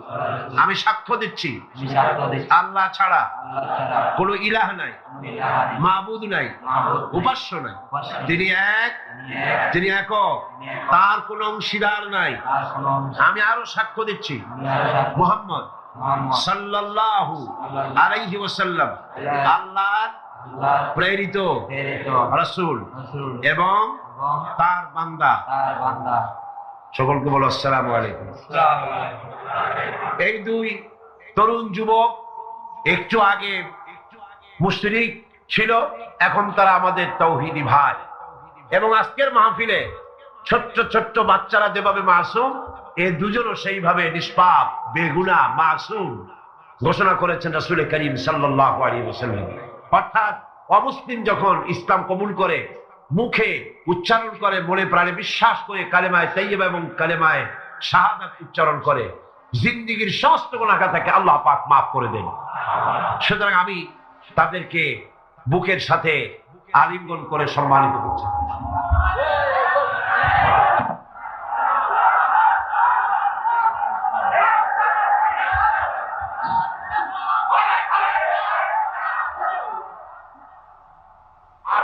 اللهم آمين. ربنا ظلمنا أنفسنا وإن لم تغفر لنا وترحمنا لنكونن من الخاسرين. ربنا لا تزغ قلوبنا বা'দা ইয হাদাইতানা ওয়া হাব লানা মিন লাদুনকা রাহমাতান ইন্নাকা আনতাল ওয়াহ্হাব। হে আল্লাহ তাআলা, বিশাল এই জনসমুদ্র নিয়ে তোমার দরবারে কোরআনে কারীমের আলোচনা করে হাত তুলেছি, মেহেরবানি করে সওয়াবটুকু জনাবে মুহাম্মদ রাসূলুল্লাহ সাল্লাল্লাহু আলাইহি ওয়াসাল্লামের রূহ মুবারকে পৌঁছে দাও। তাম পৃথিবীর মাটির নিচে যত মুমিন মুমিনাত শুয়ে আছেন তাদের আরওয়ার পরে সওয়াব পৌঁছায় দাও। হে আল্লাহ তাআলা, আমাদের মধ্য থেকে যাদের মা বাপ দুনিয়া থেকে জন্মের মতো বিদায় হয়ে গেছে, কবরগুলিকে জান্নাতের টুকরা বানায়া দাও। রব্বির হামহুমা কামা রব্বায়ানি সগীরা। সবাই পড়েন, রব্বির হামহুমা কামা রব্বায়ানি সগীরা। হে আল্লাহ তাআলা, বিশাল এই মাহফিলে কোরআন শোনার জন্য কোরআনের পাগল মুসলমানেরা, অমুসলিমরা দূর দরাজ থেকে, বিভিন্ন জেলা থেকে, আশেপাশের দেশ থেকে কোরআন শোনার জন্য আসে। আল্লাহ তুমি দয়া করে কোরআনের হেদায়েত আমাদের নসিব করে দাও। আমাদের এই দেশটি কোরআনের শাসন দিয়ে পরিচালিত হয়েছে, এই দৃশ্য আমাদের চোখে দেখার তৌফিক দান করে দিও। হে আল্লাহ তাআলা, এ বিশাল মাহফিল পরিচালনা করতে গিয়ে ইসলামী সমাজ কল্যাণ পরিষদ প্রতি বছর হিমশিম খেয়ে যায়। সামান্য একটা মেয়ের বিয়েতে কত টাকা লাগে, লক্ষ লক্ষ টাকা সেখানে খরচ হয়ে যায় ছেলে মেয়ের বিয়েতে। আর এত বড় বিশাল প্যান্ডেল, এত লাইট, এত মাইক, এত প্রচার, এত মাইকিং, এত হ্যান্ডবিল, এত পোস্টার, এত মেহমান। আয় আল্লাহ তাআলা, এত ভলেন্টিয়ার, কত বেশি খরচ হতেছে। আল্লাহ তোমার বান্দাদেরকে বোঝার তৌফিক দিয়ে দাও। তোমার দিনদার, ইমানদার, মালদার সমস্ত মানুষদেরকে এই বিশাল মাহফিলে আর্থিক দিক থেকে সহযোগিতা করার তৌফিক দান করে দাও রব্বুল আলামিন। 5 দিন মাহফিলের 2 দিন চলে গেল, আর 3 দিন আমাদের সামনে তোমার কুদরতের আপন কুদরতি নিজাম দিয়া বাকি 3 দিন আল্লাহ তুমি চালাইয়া দিও। এই মাহফিল যেন ঋণগ্রস্ত হয় না, আল্লাহ ঋণ পরিশোধের তৌফিক দান করে দিও রব্বুল আলামিন। সকলকে হেদায়েত নসিব করে দিও। হে আল্লাহ তাআলা, আমাদের জীবনের রোগ ব্যাধি মাফ করে দিও, আমাদের আশা আকাঙ্ক্ষা জীবনের নেক বাসনা পুরা করে দিও। মা বোনেরা কষ্ট করে আসেন, হে আল্লাহ মা বোনদের উপরে তোমার খাস রহমত নাযিল করো। আগামী বৃহস্পতিবার মা বোনদের জন্য আলাদা ভাবে সকাল বেলায় যে আয়োজন করা হবে, হে আল্লাহ সেখানে চিরগংবাসী সমস্ত মহিলাদেরকে আসার তৌফিক দান করে দিও। তাদের জন্য আলাদা ভাবে কোরআনের কথা, হাদিসের কথা তাদের শোনাবার তৌফিক দান করে দিও রব্বুল আলামিন। এই মাহফিল কিয়ামত পর্যন্ত আল্লাহ তুমি কবুল করো। এই মাঠ যারা দিলেন, হে আল্লাহ প্যারেড ময়দান, রজবালি ময়দান যারা ছেড়ে দিল, আল্লাহ তুমি তাদেরকে জান্নাতের ময়দান ছেড়ে দিও রব্বুল আলামিন। কোরআনের কথা আজকে বললাম, কোরআনের শিক্ষার কথা বললাম। আমার জাতিকে, এই দেশের সরকারকে এই কথাটা বোঝার তৌফিক দান করে দাও। ধর্ম নিরপেক্ষ মতবাদ একটি কুফরি মতবাদ, মুসলমানদের জন্য গ্রহণযোগ্য মতবাদ এটা না। এই জিনিসটা তাদের বোঝার তৌফিক দাও। ধর্ম নিরপেক্ষ শিক্ষা ব্যবস্থাকে দূরে ছুঁড়ে মেরে কোরআন সুন্নাহ অনুযায়ী ইসলামী শিক্ষা চালু করার তৌফিক এদের দিয়ে দাও। আয় আল্লাহ, যে সমস্ত মেহমানদেরকে এখানে দাওয়াত দেওয়া হয়েছে, সমস্ত মেহমান সহি সালামতে তাদের যাতায়াতের ব্যবস্থা করে দিও এবং তাদেরকে সুন্দর করে উপস্থাপনা করার বলার তৌফিক দান করে দিও রব্বুল আলামিন। তুমি আমাদের দিলের সমস্ত নেক কামনা পুরা করো এবং আমাদেরকে তোমার খাঁটি গোলামদের মধ্যে শামিল করো রব্বুল আলামিন। কিয়ামতের দিন তুমি মেহেরবানি করে আমাদেরকে তোমার গোলাম হিসেবে কবুল করে নিও। রব্বানা তাকাব্বাল মিন্না ইন্নাকা আনতাস সামিউল আলিম ওয়া তুব আলাইনা ইন্নাকা আনতাত তাওয়াবুর রহিম। সুবহানা রাব্বিকা রাব্বিল ইজ্জাতি আম্মা ইয়াসিফুন ওয়া সালামুন আলাল মুরসালিন আলহামদুলিল্লাহি রাব্বিল আলামিন। ওয়াজআল আখিরা কালিমাতিনা ইনদাল মাউত লা ইলাহা ইল্লাল্লাহু মুহাম্মাদুর রাসূলুল্লাহ। আসসালামু আলাইকুম ওয়া রাহমাতুল্লাহ।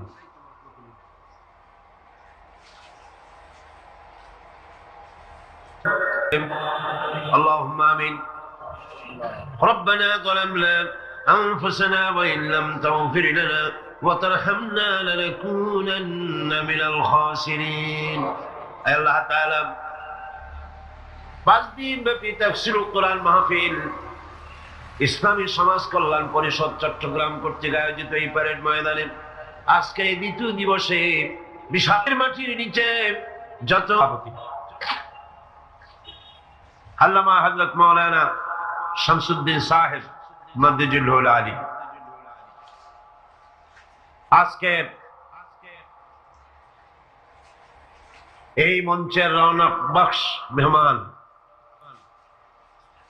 আন্তর্জাতিক খ্যাতি সম্পন্ন মুফাসসির কোরআন শাইখুল হাদিস আল্লামা হযরত মাওলানা আবুল কাসিম মুহাম্মদ সিফাতুল্লাহ দামাত বারকাতুহুল আলিয়া, হাজারাত উলামায়ে কেরাম, সম্মানিত সুধী মণ্ডলী, সুপ্রিয় সাংবাদিক বৃন্দ, সম্মানিত উপস্থিতি, পর্দার আড়ালের মা এবং বোনেরা, আসসালামু আলাইকুম ওয়া রাহমাতুল্লাহি ওয়া বারাকাতুহু। মহান আল্লাহ রব্বুল ইজ্জত ওয়াল জালাল, তার দরবারে লাখো কোটি শুকরিয়া আদায় করি যে মহান আল্লাহ পাক একটানা 20 বছর পর্যন্ত ইসলামী সমাজ কল্যাণ পরিষদ কর্তৃক আয়োজিত তাফসীরুল কোরআন মাহফিলের আজকের এই দ্বিতীয় দিবসে দয়া পরবশে মেহেরবানি করে আমাদেরকে শরীক হওয়ার তৌফিক ইনায়েত করেছেন। তার দরবারে হৃদয়ের সবটুকু আবেগ উজাড় করে আমরা শুকরিয়া জ্ঞাপন করছি। আমরা পড়ছি আলহামদুলিল্লাহ, জোরে সোরে মোহব্বতের সাথে একযোগে সবাই পড়েন আলহামদুলিল্লাহ। আজকের মাহফিলে যে সমস্ত মুসলিম ভাইরা এসেছেন, আমি তাদেরকেও মাহফিলের পক্ষ থেকে স্বাগতম জানাই, ওয়েলকাম করি, তাদেরকে সুস্বাগতম বলছি, তাদেরকে মোবারকবাদ জানাচ্ছি, শুভেচ্ছা জানাচ্ছি। কারণ মহাগ্রন্থ আল কোরআন শুধুমাত্র মুসলমানদের জন্য অবতীর্ণ হয় নাই, সমগ্র মানব জাতির কল্যাণের জন্য দিক নির্দেশনা এবং বিশ্ব মানবতার মুক্তির জন্যই পবিত্র কোরআন আল্লাহ রাব্বুল আলামিন এই পৃথিবীর বুকে অবতীর্ণ করেছেন। মহাগ্রন্থ আল কোরআন একমাত্র সেই বিশ্বগ্রন্থ, সেই মহাপবিত্র গ্রন্থ যার মধ্যে জাতি, ধর্ম, বর্ণ, দল, মত, নারী, পুরুষ নির্বিশেষে গোটা বিশ্বের মানুষের জন্য যা কিছু সুন্দর, যা কিছু সত্য, যা কিছু নান্দনিক, যা কিছু কল্যাণ, সবকিছু খুলে খুলে বলা হয়েছে। কোরআন, গতকাল আমি বলেছি, মহাবিশ্বের মহাবিস্ময়, এমন এক কিতাব গোটা পৃথিবীর কারো কাছে নাই, এমন একখানা মহাবিস্ময় বিশ্বের জন্য যার ভেতরে সমস্ত কথা আল্লাহ পাক বলে দিয়েছেন। তিবিয়ানান লিকুল্লি শাই, সবকিছুকে খুলে খুলে আল্লাহ পাক বয়ান করেছেন। আলহামদুলিল্লাহ।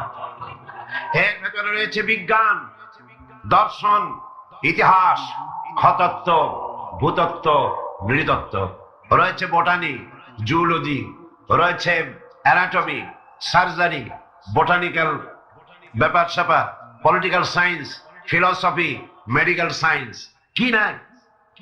স্বরাষ্ট্রনীতি, পররাষ্ট্রনীতি, যুদ্ধ, সন্ধি, চুক্তি, উত্তরাধিকার আইন, মিরাসি আইন যাকে বলা হয়, ফৌজদারি দণ্ডবিধি, জীবন, সমাজ, রাষ্ট্র, ইহকালের শান্তি, পরকালের মুক্তি, যা কিছু প্রয়োজন সবকিছুকেই আল্লাহ পাক এই কোরআনে কারীমের মধ্যে মানুষের জন্য হাদিয়া হিসেবে, সর্বশেষ সর্বশ্রেষ্ঠ নিয়ামত হিসেবে বিশ্ববাসীর জন্য দান করেছেন। সুবহানাল্লাহ।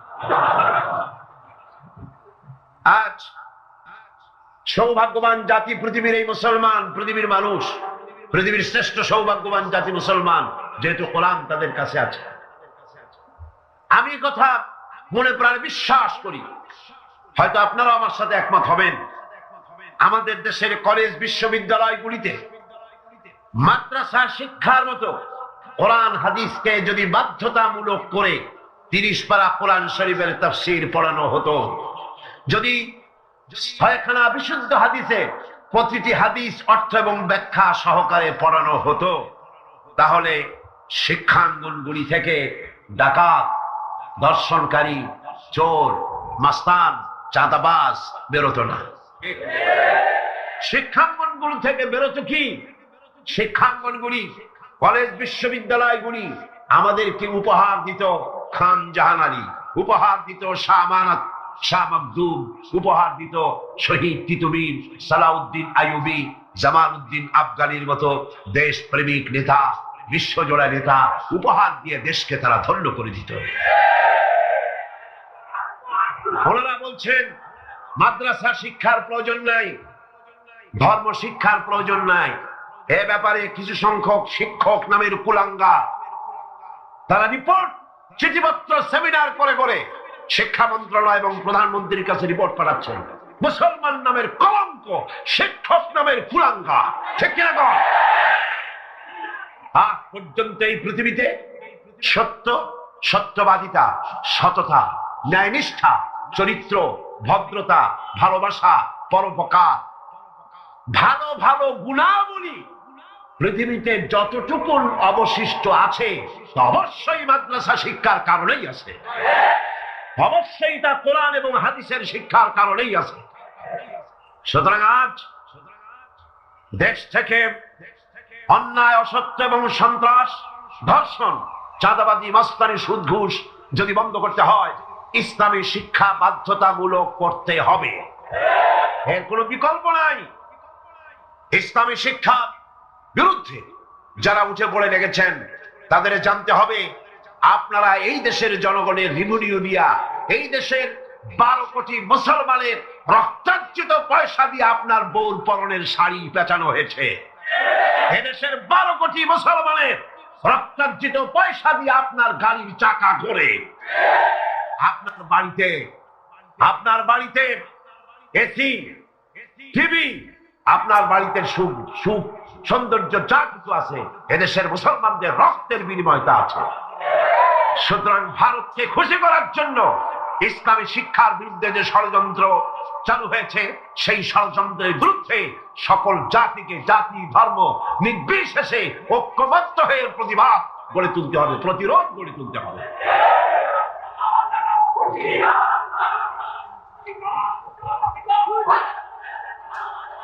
আমি বলতে চাই, ধর্মীয় শিক্ষা বাধ্যতামূলক করার অর্থ এটা নয় যে হিন্দুদেরকে ধরে ধরে ইসলাম শেখানো হবে। এর অর্থ কি তাই? খ্রিস্টানদেরকে ইসলাম শেখানো হবে, অর্থ কি তাই? না।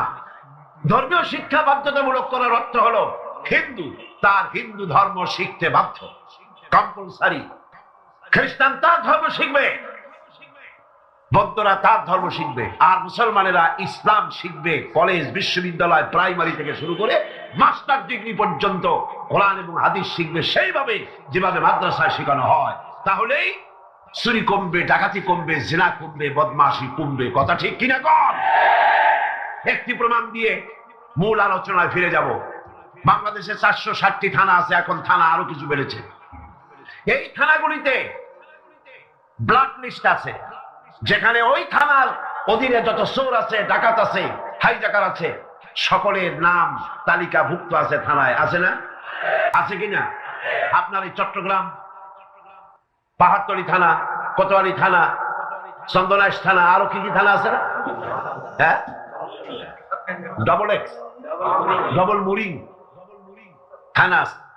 এই সমস্ত সাতকানিয়া থানা আছে। এই সমস্ত থানায় আপনি চেক করেন, ওসি সাহেবকে বলেন আপনার এই থানায় বিগত 26 বছরের ব্ল্যাক লিস্টটা দেখান।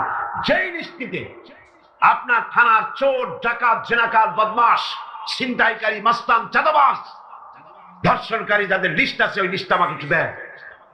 দেখুন 26 বছরের এই লিস্টের ভিতরে মৌলানা সাহেবের নাম আছে কয়টা? হাফিজে কোরআনের নাম আছে কয়টা? মাদ্রাসা শিক্ষকের নাম আছে কয়টা? চোর, ডাকাত, লুটেরার নাম আছে কয়টা? অর্থ কি দাঁড়ালো? অর্থ দাঁড়ালো এই মাদ্রাসা শিক্ষা জাতিকে উপহার দেয় সৎ এবং চরিত্রবান নাগরিক। কলেজ, বিশ্ববিদ্যালয়কে আমি খারাপ বলি না, পাত্র তো নিশ্চয়ই ভালো, এ মাইক তো অবশ্যই ভালো, তাফসীর হবে ভালো, বক্তব্য হবে ভালো, জাতি গঠনের কথা হবে ভালো, কিন্তু অশ্লীল গান যখন এটা দিয়ে প্রচার হবে তখন মাইক খারাপ না যে গায়ে সে খারাপ? তাহলে কলেজ বিশ্ববিদ্যালয় নিশ্চয়ই খারাপ নয়। কলেজ বিশ্ববিদ্যালয় পবিত্র শিক্ষাঙ্গন, অপবিত্র দুষ্ট হচ্ছে সেই সরকার যে সরকার কলেজ বিশ্ববিদ্যালয় থেকে ভালো চরিত্রবান ছাত্র তৈরির জন্য শিক্ষানীতি ইসলামী করে না। আল্লাহ রাব্বুল আলামিন এই জাতিকে সুমতি দান করুন বলি আমিন। কোরআন কি শিখায়? আসুন কোরআনের কাছে যাই। কোরআনের শিক্ষানীতিই আমরা আসছি, সেদিকে সরকারকে বুঝাতে চাই। নিশ্চয়ই সরকারের কেরামন কাতিবিনরা এখানে ঘোরাফেরা করতেছেন, আছে না? ভালো করে লিখেন, উল্টা পাল্টা করে লিখবেন না, যেহেতু কলম বুমেরাং হতে সময় লাগে না, সময় লাগে না। যেটা বলি সেটাই লিখেন, সরকারকে জানিয়ে দেন দেশের জনগণ কুদরতে খোদা শিক্ষা কমিশন রিপোর্টকে ধিক্কার দেয়, থুতু নিক্ষেপ করে। এদেশের 12 কোটি জনগণ তারা চায় এই কোরআনের শিক্ষা। কিসের শিক্ষা? কোরআনের শিক্ষা।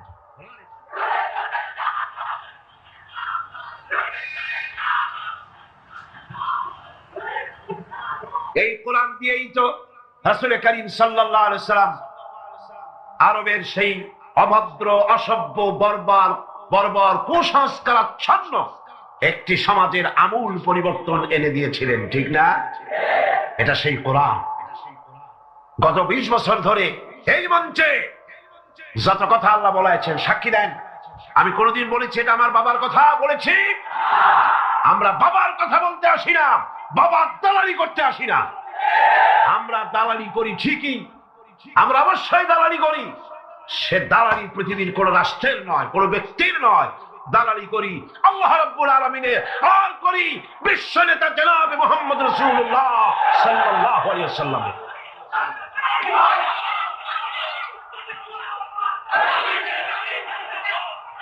এই দালালি যদি অপরাধ হয়, এই দালালি যদি অপরাধ হয়, তাহলে এই অপরাধের জন্য ফাঁসির মঞ্চে চড়তে রাজি আছি। আল্লাহর কথা, রাসূলের কথা বলতেই থাকবো ইনশাআল্লাহ। আল্লাহ যেন সে তৌফিক আমাদের দেয়। কোরআন আজিম কিতাব, বঞ্চিত হতভাগ্যরা কোরআনের মাহফিলও আসে না, কোরআন শুনতেও আসে না, পড়েও নাই জীবন, শুনতেও আসে না। আছে কিছু পত্রিকা ভারতের টাকায় বাইর করছে, রঙিন রঙিন পত্রিকা, প্রত্যেক জেলায় জেলায় বিশাল বিশাল ভবন। কোথায় টাকা পাও বুঝি? সময় আসবে প্রতিটি পায়ের হিসাব দিতে হবে। এই চট্টগ্রামে কোন নর্তকীর খেমটা নাচ তাও পত্রিকা জায়গা পায়। এই বিশাল মাহফিল একটা কলমও জায়গা পায় না। কিয়ামতে কি জবাব দিবি? আল্লাহর কাছে কোথায় গিয়ে দাঁড়াবে? মুসলমান নামের কলঙ্ক, সাংবাদিক নামের কলঙ্ক, যারা কোরআনের মর্যাদা দিতে জানে না, আর যারা জানে তাদের উপর আল্লাহ রহমত নাজিল হোক। জোরে বলেন আমিন, জোরে বলেন আমিন। আর যারা সাংবাদিকতার মুখে কালিমা লেপন করে ভারতের পা চাটা গোলাম হয়েছে, আল্লাহ তাদেরকে হেদায়েত নসিব করে দিন। ভারত তোমারে বাঁচাবে না, ভারতের টাকা বাঁচাতে পারবে না। যখন গজব আসবে টেলিফোন করে তোমার বাবাজিরে খবর দেবারও সময় পাবা না। কোরআনের কাছে আসো, কোরআন তোমাকে মুক্তি দেবে। কে মুক্তি দেবে? কোরআন। বিজ্ঞানে ভরা, রাষ্ট্রবিজ্ঞানে ভরা, কে বলেছে? মূর্খ হতে পারে, তার মাথায় কিন্তু বুদ্ধি আছে। গ্রামে গঞ্জে চায়ের দোকানে দোকানে আমাদের বুড়া বুড়ারা যে সমস্ত গল্পগুলো করে, আপনারা শিক্ষিত তরুণরা বলেন, তারা একেবারে দেশের নারী বুড়ি নিয়ে তারা কিন্তু কথা বলে। কথা ঠিক কিনা? কারণ তাদের অভিজ্ঞতা আছে, তাদের বয়স হয়েছে। আপনি পত্রিকা পড়ে বলবেন, সাহিত্য পড়ে বলবেন বয়স 30 বছর, 25 বছর, 20 বছর, আর সে 50 বছর, 70 বছর অভিজ্ঞতা নিয়ে সে কথা বলবে, কিন্তু তার হাতে গিয়ে পড়ালেখা নাই, সেজন্য তাকে পাত্তা দিচ্ছেন না। কিন্তু সেই কিন্তু আসল রোগ ধরে কথা সে কিন্তু বলে। কথা ঠিক না বেটি? এই জন্য গ্রাম্যগঞ্জ লোকদের যে হোটেলে এর আলাপ, চায়ের দোকানের আলাপ, এগুলো টক শোর আলাপের চেয়ে কম গুরুত্বপূর্ণ না। বড় বরং বর্তমান জমানায় টকশুতে ইসলাম বিরোধী যে সমস্ত বুদ্ধিজীবী আছে ওগুলো হয়তো কত মূর্খ বুদ্ধিজীবী এগুলো। হ্যাঁ, তো রাসূলুল্লাহ বলতেছেন আরবিকে যে তুমি তার জন্য কি প্রস্তুতি নিয়েছো কিয়ামতের জন্য। দেখেন অশিক্ষিত আরবি এমন এক জবাব দিয়েছে যেই জবাব আবু বকর ওমর পর্যন্ত দিতে পারে নাই, তালহা জুবাইর পর্যন্ত কল্পনা করতে পারে নাই, ওসমান আলী পর্যন্ত যেটা চিন্তা করতে পারে নাই, এমন এক জবাব দিয়ে ফেলল ওই আরবি।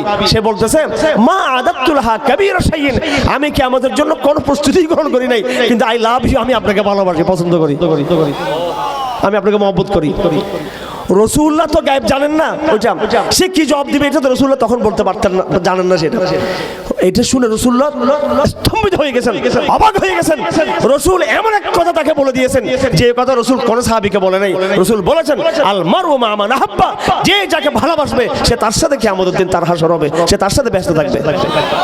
এ বাঙালি মুসলমান, যদিও আমাদের মধ্যে ভুল আছে, ত্রুটি আছে, গুনাহ আছে, পাপ আছে, সেজন্য আমরা লজ্জিত হব আল্লাহর কাছে, কিন্তু আমাদের সম্পদ, আমাদের ক্যাপিটাল, আমাদের পুঁজি হচ্ছে আল্লাহ রাসূলকে আমরা ভালোবাসি, জান থেকে ভালোবাসি, মাল থেকে ভালোবাসি, মা থেকে বাবা থেকে ভালোবাসি, রাজনীতির চেয়ে বেশি ভালোবাসি, ব্যবসার চেয়ে বেশি ভালোবাসি। কথা ঠিক কিনা? এই একটা জিনিস যদি নিষ্কলুষ হয়, সত্যিকার যদি এটা একবারে পিওর যদি হয়ে থাকে ভালোবাসাটা, রাসূলের পাগল, রাসূলের নাম শুনলে আমি আর আমার হুঁশ থাকে না। আর যখনই উযু ঠান্ডার সময় উযু করতে কষ্ট লাগে, রাসূলের কথা শুনে আমি তখন উযু করি। বিছনা ছেড়ে ফজর নামাজ পড়তে মসজিদে যেতে কষ্ট লাগে, রাসূলের ভালোবাসায় আমি সেই ফজর জামাত আমি যুক্ত হই। রাসূলের ভালোবাসায় দাওয়াতের কাজ করি, মানুষ পাগল বলেন, কিন্তু রাসূলের ভালোবাসায় সে অহবাত নিয়েছি। রাসূলের ভালোবাসায় জিহাদ করি, মানুষ জঙ্গি বলে মানুষ, কিন্তু রাসূলের ভালোবাসায় সেটা জেনে শুনে সেটা নিয়েছি। মিসওয়াক ব্যবহার করি, দেখতে সেটা ব্যাকডেটেড মনে হয়, স্মার্ট মনে হয় না। ব্রাশ আর টুথপেস্ট ব্যবহার করলে সেটাকে স্মার্ট মনে করে, কিন্তু রাসূলের ভালোবাসায় শুধু মিসওয়াকটা মুখে লাগাই। রাসূলের ভালোবাসায় মুখে দাড়ি রেখেছি, স্মার্ট লাগে না। রাসূলের ভালোবাসায় জামা পরেছি, প্যান্ট শার্ট পরে ইউরোপিয়ানদের মতো হয় নাই, আমি সেটা হতে পারি। আমাদের ঘরে মেয়েরা সুন্দর সুন্দর মেয়েরা আছে, হুজুরদের বোন আছে, বউরা আছে, কিন্তু রাসূলের ভালোবাসায় সেই সৌন্দর্য তারা বাইরে প্রকাশ করতে পারে না, সবগুলো বোরকার তলে, ঘরের তলে দাবিয়ে রেখেছে। সমস্ত খায়সাতকে, সমস্ত নফসানিয়তকে, মনের সমস্ত চাহিদাকে একমাত্র নবীর ভালোবাসায় দাবিয়ে রেখেছে। অবশ্যই সে কাল কিয়ামতের দিন রাসূলের সাথে সে থাকবে, হাউজে কাউসারও থাকবে, পুল সিরাত পার হবে, জান্নাতে প্রবেশ করার সময় সে রাসূলের সাথে প্রবেশ করবে। রাসূল আরো বলেছেন যে যেদিন আমি জান্নাতে প্রবেশ করব আমার সাথে থাকবে কারা? হাদিসে আছে ফকির মিসকিনরা থাকবে আমার সাথে, অসহায়রা থাকবে। এই মাইকটা খুব নিচে, এটা আমার একবার কষ্ট হচ্ছে কথা বলতে। হ্যাঁ, আমি কথা শেষ করে দিব। আমার এটা হচ্ছে যেখানে এখানে দিস একদম এরকম করে। যাই হোক, আচ্ছা ভাইরা, নামাজের সময় হয়ে যাচ্ছে, কথা বেশি দীর্ঘায়িত করবো না, কথা দীর্ঘায়িত করবো না। আচ্ছা, কমেন্ট আছে আর 10 মিনিট। আচ্ছা ভাইরা আমার, আমি যেটা বলতে চাচ্ছি, আমরা আমাদেরকে চিনার চেষ্টা করি, আমরা আমাদেরকে বোঝার চেষ্টা করি। ইউরোপ যদি বলে, আমেরিকা যদি বলে আমরা বিবর্তনবাদ থেকে এসেছি, সেটাকে আমরা মেনে নিব? আমরা আমাদের গৌরব, আমাদের অহংকার হলো এই কথার মধ্যে আমি আল্লাহর গোলাম, এটা আমার অহংকার। আজকে কি হচ্ছে পুরো বিশ্বে?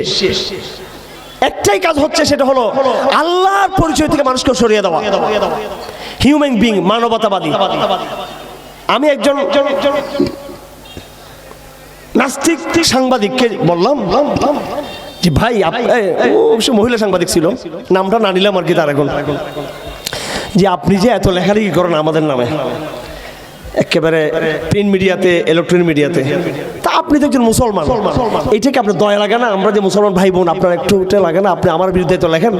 তো সে আমাকে বলতেছে আমরা তো মুসলমান, ঠিক আছে, তার আগে তো আমরা মানুষ, তার আগে আমরা কি মানুষ।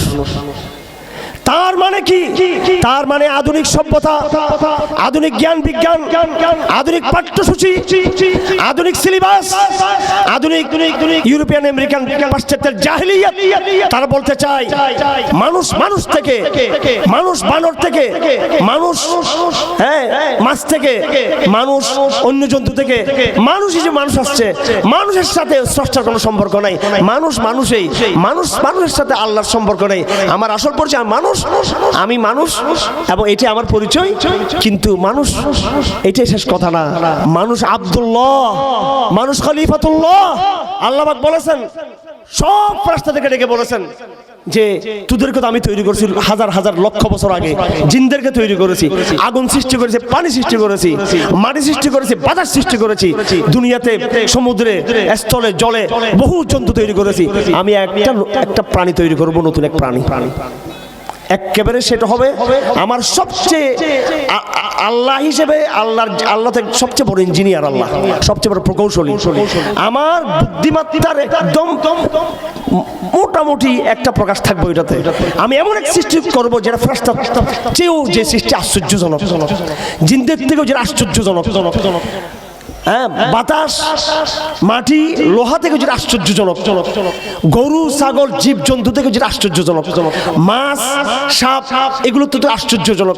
মানুষ আশ্চর্যজনক সৃষ্টি কিনা ভাই? বলেন বলেন বলেন বলেন। কোন জন্তু গায়ে শীতকালে কাপড় দেয়? আমরা জন্তুদের মধ্যে পেশাবও করি, পায়খানাও করি, আবার আমরা জন্তুদের থেকে আমরা আবার পুরো আলাদা। আবার কোন জন্তু পৃথিবীতে সভ্যতা গড়ে তুলতে পারে? মানুষ সভ্যতা গড়ে তুলেছে। আল্লাহ পাক সুবহানাহু ওয়া তাআলা মানব জাতিকে কবে সৃষ্টি করেছেন? কয় বছর আগে? বেশি দেরি হয় নাই, বেশি দেরি হয় নাই। আমাদের স্কুল কলেজে সিলেবাসে বলে একবার দিকে চলে যাবে অবস্থা। আচ্ছা, সমস্যা নেই, আল্লাহ ভরসা। আচ্ছা যাক, এই আল্লাহ ভরসা। আচ্ছা আচ্ছা, কথা শুনি, মাইকটাকে দিকে লক্ষ্য না রাখি তো।